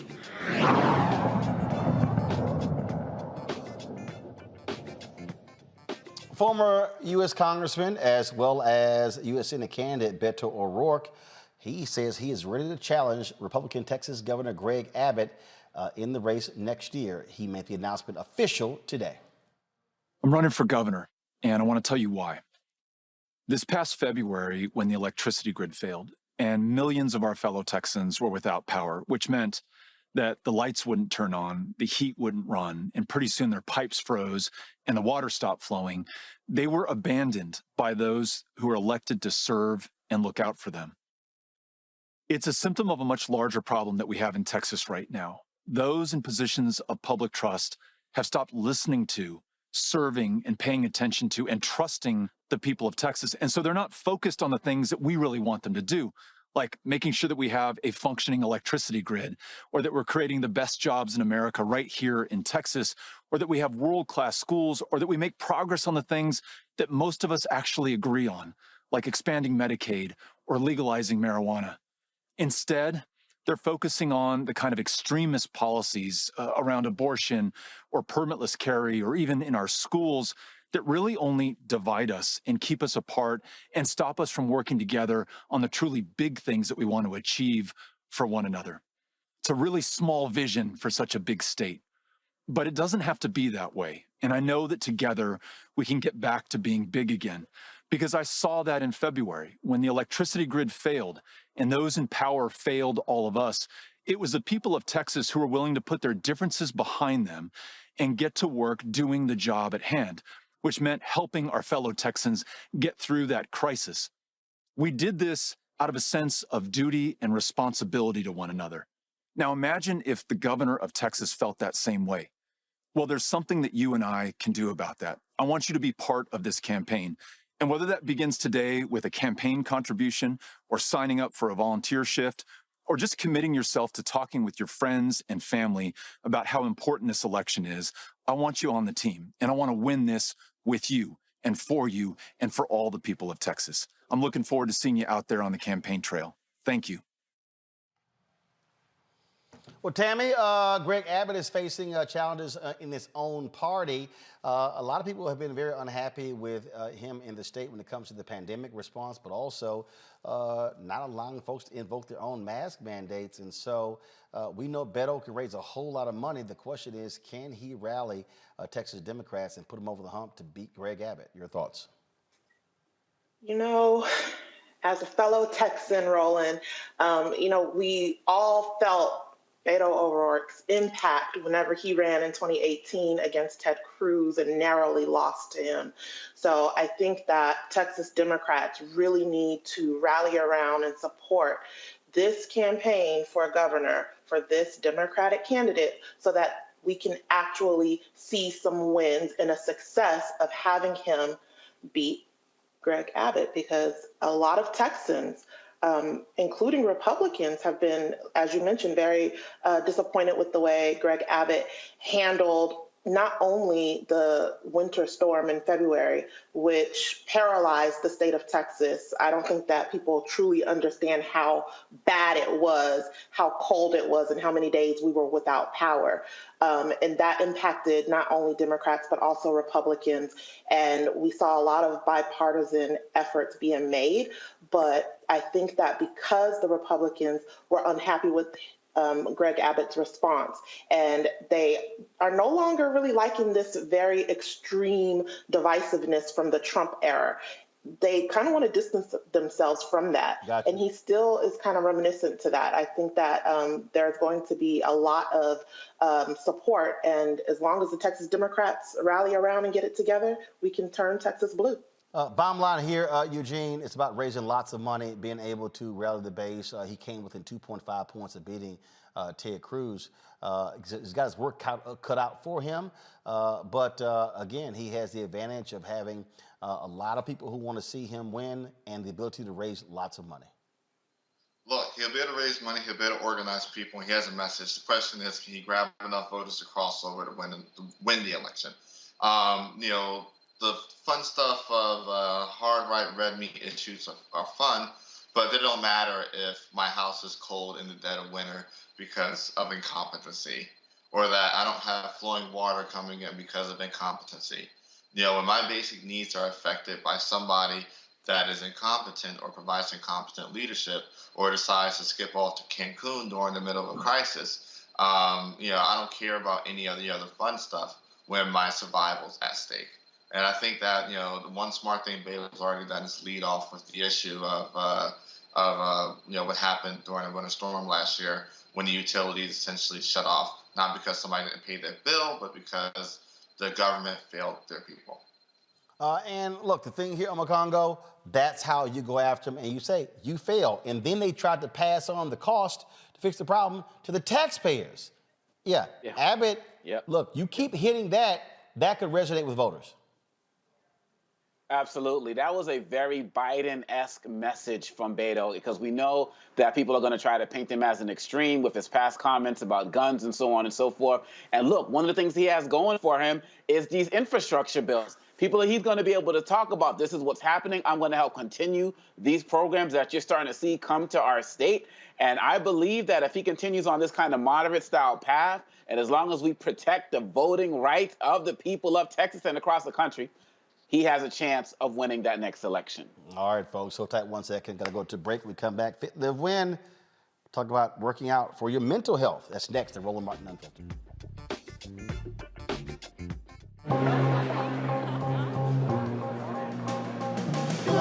Are the stars out tonight?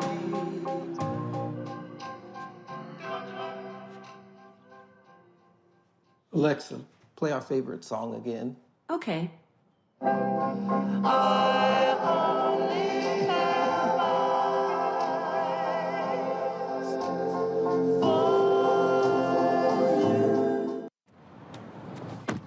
Oh, that spin class was brutal. Well, you can try using the Buick's massaging seat. Ooh, yeah, that's nice.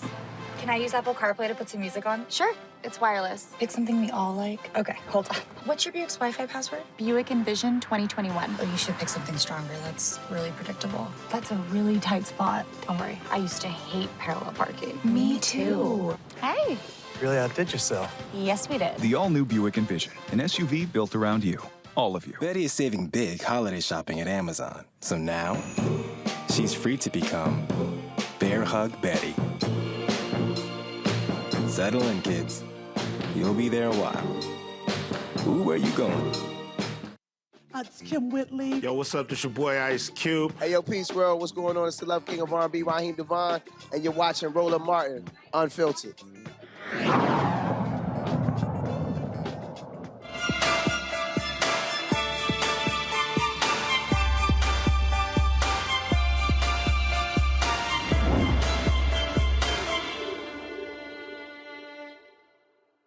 All right, folks, many people work out because they want to improve their physical health, improve their body. But how does it impact your mental health?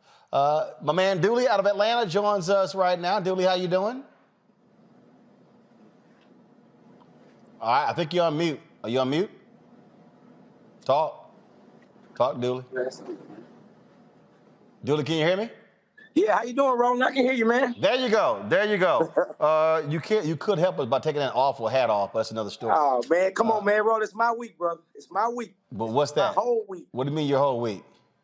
Come on, man. Obviously, you know. I don't. Obviously, you know what this week is. I don't. It's the greatest fraternities in the world, Founders Day, and that's where I got this hat on for, Roland. Oh, I think you're greatly confused. Because I thought you said it's the week. I mean, it is a great week considering my birthday was yesterday, so that's probably why I say great week. But trust me, it is not because. That's why you share it with us. That's why you share it with us, man. It's not because of that youth group that you belong to. All right, yeah, that junior fraternity. All right, so let's talk about this here. The idea of working out for your mental health. How so? Well, you think about it, man. Like, we're talking about working out and improving the mood. We're talking about blood circulation. We're talking about all things flowing properly. That's why I said working out, and you know this to be true. Like I said, as you get older and as we start and stop being able to produce and do certain things, you got to find you something, man, to get that body flowing, get some circulation. Like, you got to think, everybody waking up stiff and sore and all that. That's why working out, keeping that body moving is so important, brother. Well, look, I know some people who, I mean, they say, look, it allows them to step away. It allows them to free their mind up, by working out. Some do it by walking, by being able to, to walk outdoors. Because also the stress levels that with us also impact. People have depression. They have anxiety, and so I know many who say working out matters.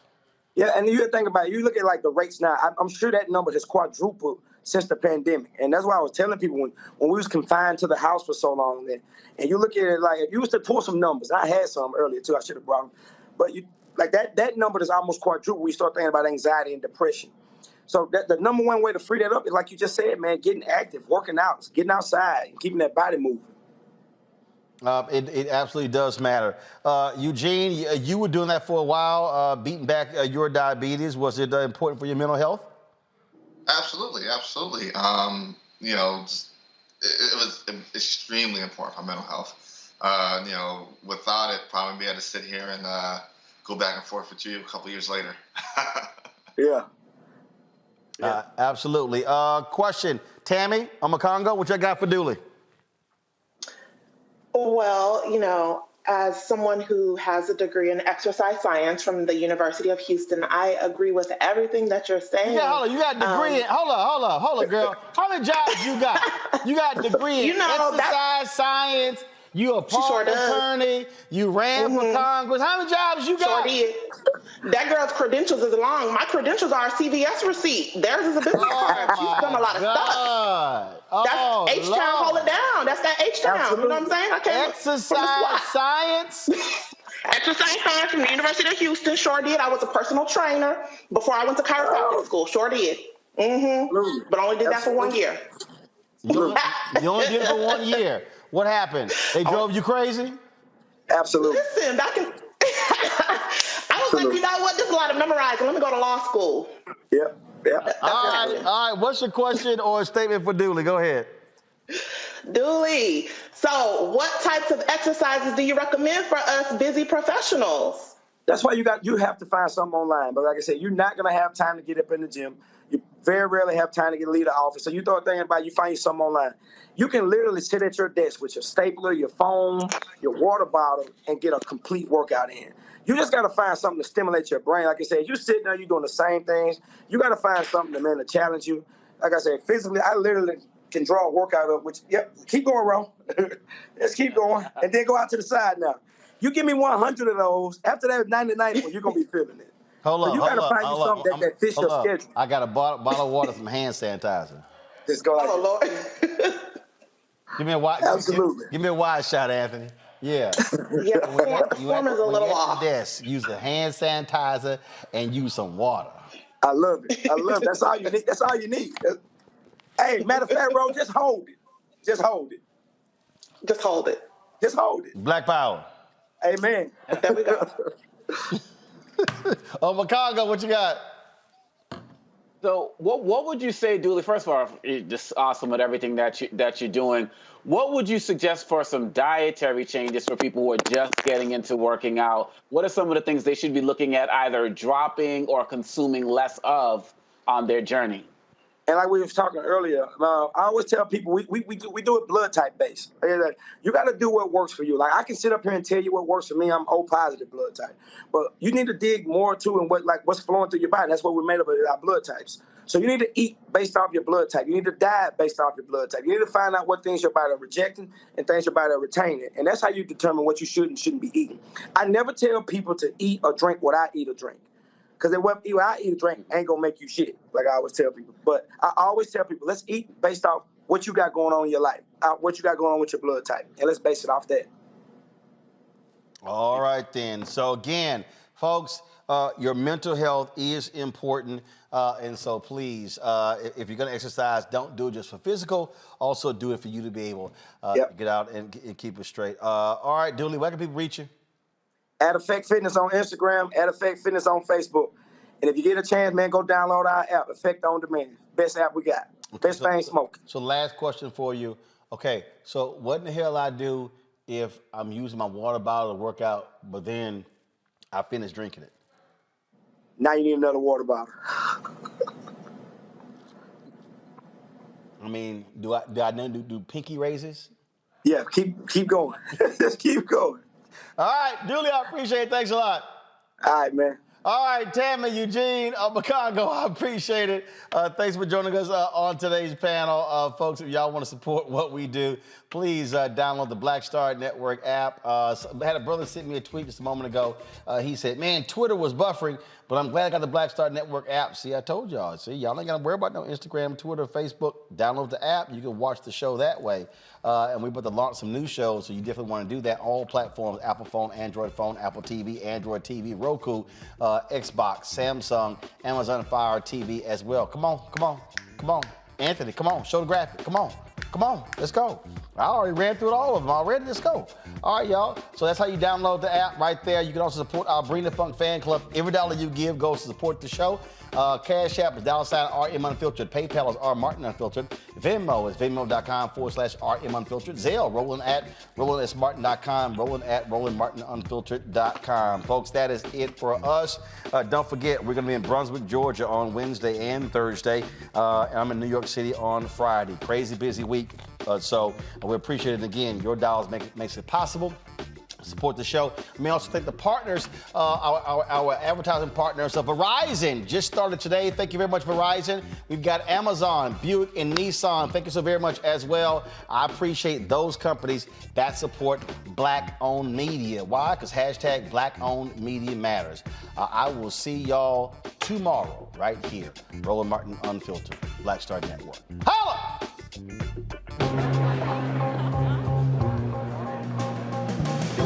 Are the stars out tonight?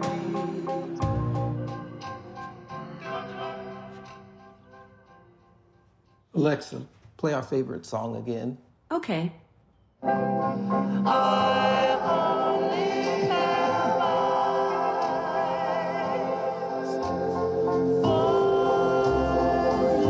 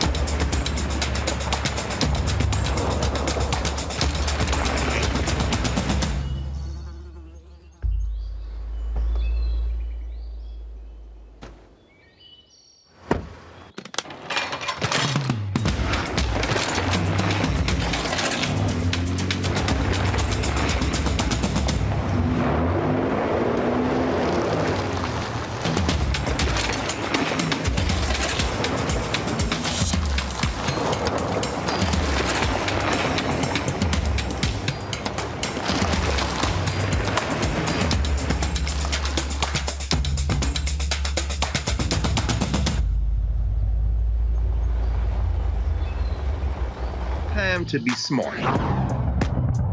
Roland Martin's doing this every day. Oh, no punches! Thank you, Roland Martin, for always giving voice to the issues. Look for Roland Martin in the whirlwind, to quote Marcus Garvey again. The video looks phenomenal, so I'm really excited to see it on my big screen. Support this man, Black Media. He makes sure that our stories are told. See, this difference between Black Star Network and Black-owned media and something like CNN. I got to defer to the brilliance of Dr. Carr and to the brilliance of the Black Star Network. I am rolling with Roland all the way. Honored to be on a show that you own. A black man owns the show. Folks, Black Star Network is here. I'm real revolutionary right now. Roland was amazing on there. Stay black. I love y'all. I can't commend you enough about this platform that you've created for us to be able to share who we are, what we're doing in the world, and the impact that we're having. Let's be smart. Bring your eyeballs home. You can't be Black-owned media and be scared. You dig?